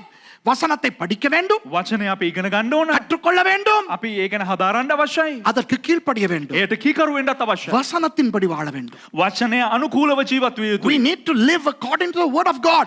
For if not, there is a thorn of judgment which may come upon our lives too. இந்த வசனத்தின்படி வாழாவிட்டால் මේ වචනය අනුව ජීවත් වුණේ නැත්නම් தலையில் முள்முடி நமக்காக சூடிக்கொண்டவர் අපේ උදෙසා කටුවටුන්න දරාගත්තේ තනන් වහන්සේ. அந்த முள் என்கின்ற நியாய தீர்ப்பை நமக்கு செய்வார். ඒ කටුව නැමැති විනිශ්චය අප වෙත ගෙන එනවා. ஆம், இது பழைய ஏற்பாட்டிலே இருக்கிறது. ඔව් මේක පරණ කිව්සුමේ තිබෙනවා. This, yes, I agree that Isaiah is in the Old Testament and this pertains to the Israelites. இது இஸ்ரவேலர்களை குறிக்கும். ඔව් මේක ඊශ්‍රායල් වරුන්ට තමයි සඳහන් කරන්නේ. ஆனால் ஆவிக்குரிய இஸ்ரவேலாகிய சபைக்கு இது பொருந்தும். නමුත් ආත්මික ඊශ්‍රායලය වූ සභාවට මේක අදාළ වෙනවා. But the church, we are the spiritual Israel. So this pertains to us also. So if we don't live according to the word of God, the thorn of judgment will come upon our lives. நாம் தேவனுடைய வார்த்தையின்படி வாழாவிட்டால் நியாய தீர்ப்பின் முள் நம்மை வந்து අපි දෙවියන් වහන්සේගේ වචනය අනුව ජීවත් වුනේ නැත්නම් උන්වහන්සේගේ විනිශ්චය නැමැති කටුව අපේ ජීවිතයට ඇතුල් වෙනවා. பாருங்கள் என்ன சொல்லுகிறது. බලන්න මෙහි කුමක්ද කියන්නේ? என் ஜனத்தினுடைய நிலத்திலும், මගේ සෙනගගේ බිම්වලද, upon the land of my people, களி கூர்ந்திருந்த நகரத்தில் உள்ள சந்தோஷம் நிறைந்த எல்லா வீடுகளிலும், ප්‍රීතිමත් නගරයේ සියලුම ප්‍රිය ගෙවල් වල පවා, upon all the houses of joy in the joyous city will come thorns of judgment. முட்கள் என்கின்ற அந்த நியாய தீர்ப்பு வருமா? කටු නැමැති විනිශ්චය පැමිණෙනවලු. ஆகவே இந்த வசனத்துக்கு கீழ்ப்படியாத එම නිසා මේ වචනයට කීකරු වෙන්නේ නැති கிறிஸ்தவர்கள் கவனமாயிருப்போம். කිතුනුවන් ප්‍රවේශම් විය යුතුයි.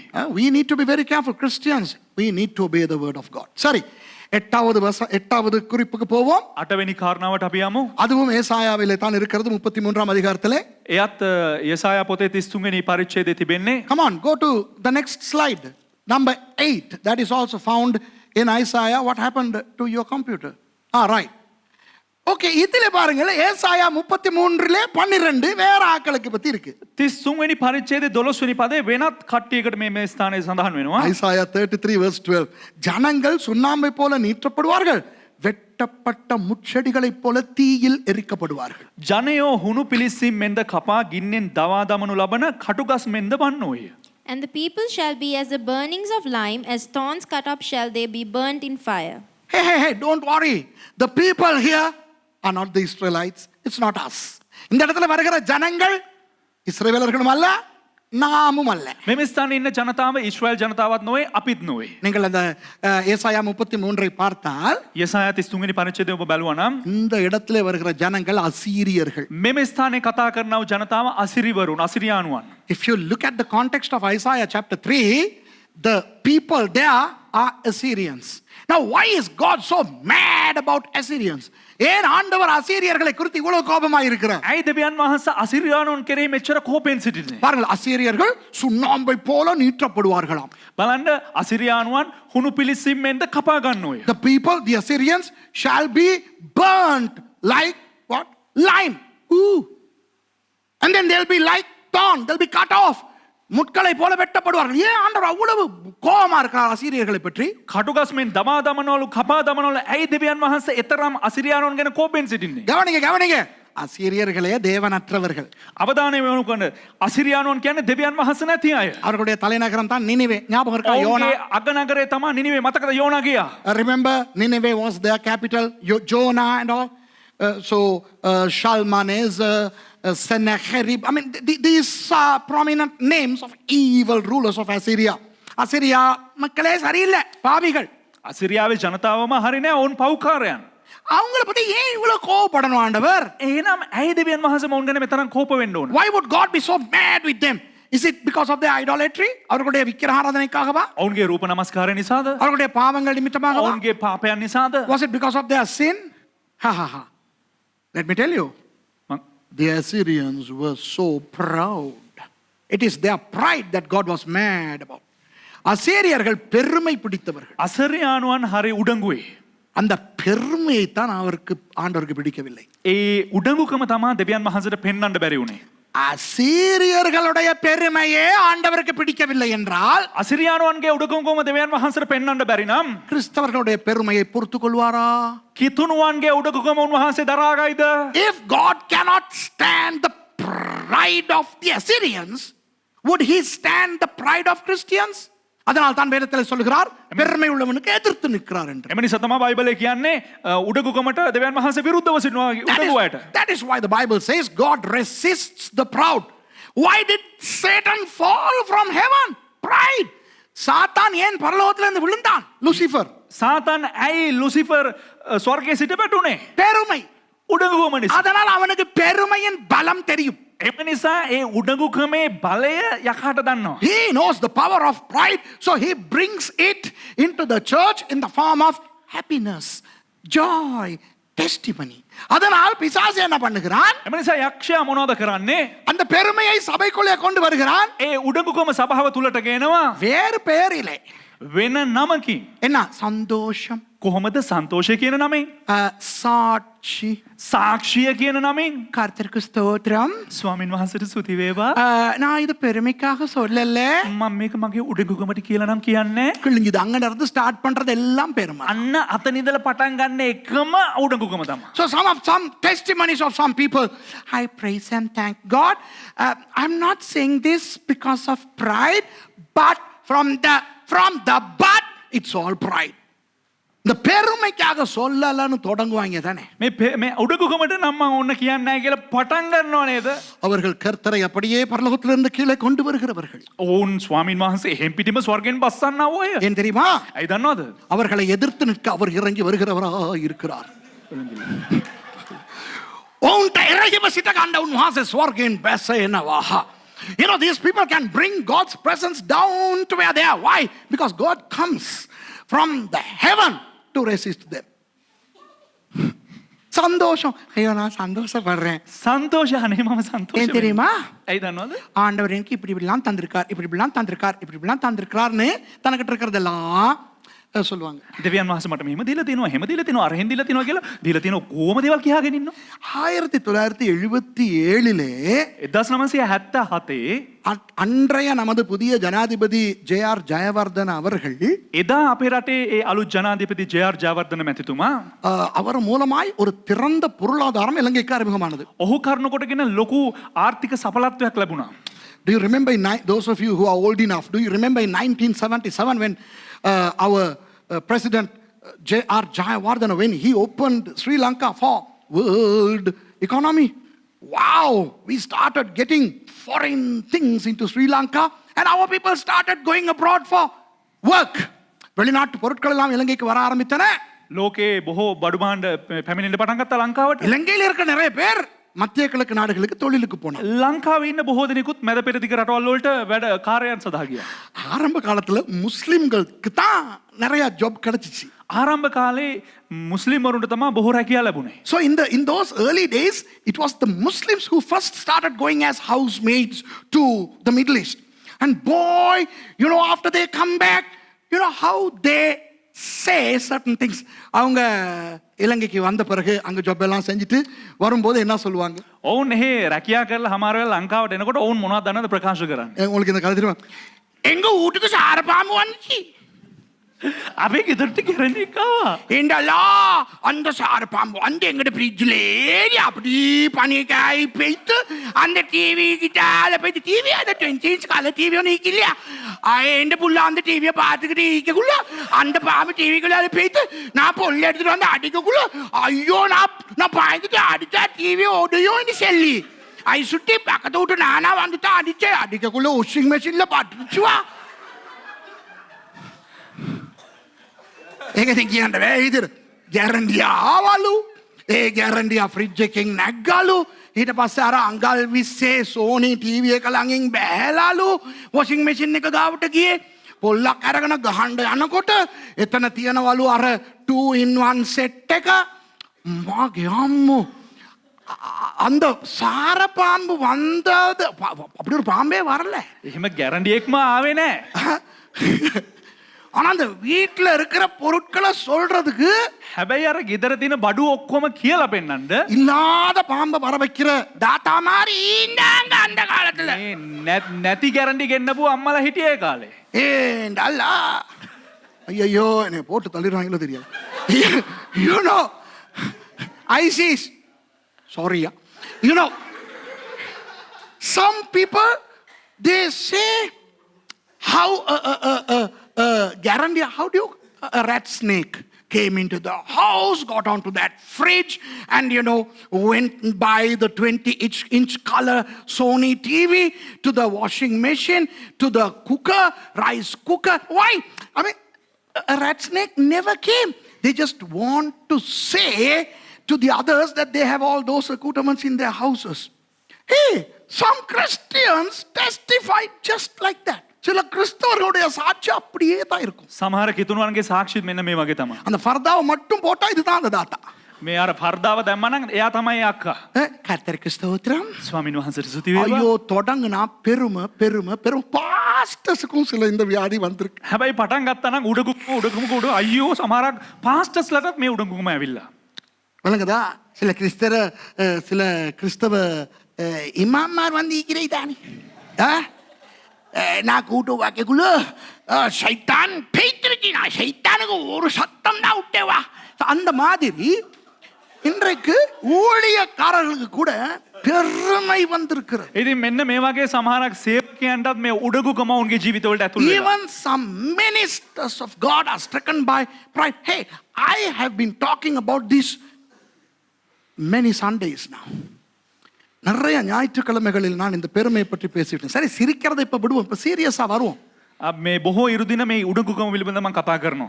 அசீரியர்களுடைய பெருமையையே ஆண்டவர் வெறுத்தார் என்றால் අසිරියානුවන්ගේම උඩකුකම දෙවියන් වහන්සේට එපා වුණා නම් முட்செடியை வெட்டுவது போல அவர்களையே வெட்டுவார் என்று சொல்லுகிறார். පඳුරක් කපා දානවා වගේ ඔවුනුත් කපා දානවා කියලා දෙවියන් වහන්සේ කියනවා. If God despised the pride of the Assyrians and he said I will cut you off like thorn, hey, how humble we Christians should be. கிறிஸ்தவர்கள் எவ்வளவு தாழ்மையா இருக்க வேண்டும். කිතුණුවන් කෙතරම් යටහත් විය යුතුයිද? ஆமென். சரி இந்த பாயிண்டோட මේ කාරණාවත් සමග நான் இன்றைக்கு முடிக்க போறேன். මම අද අවසන් කරන්න යනවා. ஏனென்றால் இன்னும் 7 இருக்குது. ඇයි කිව්වොත් තව කාරණා 7ක් තිබෙනවා. There are 7 more and I don't have time. It's 12:20 already. So would you be willing to listen to the continuation next Sunday? Hey, would you like?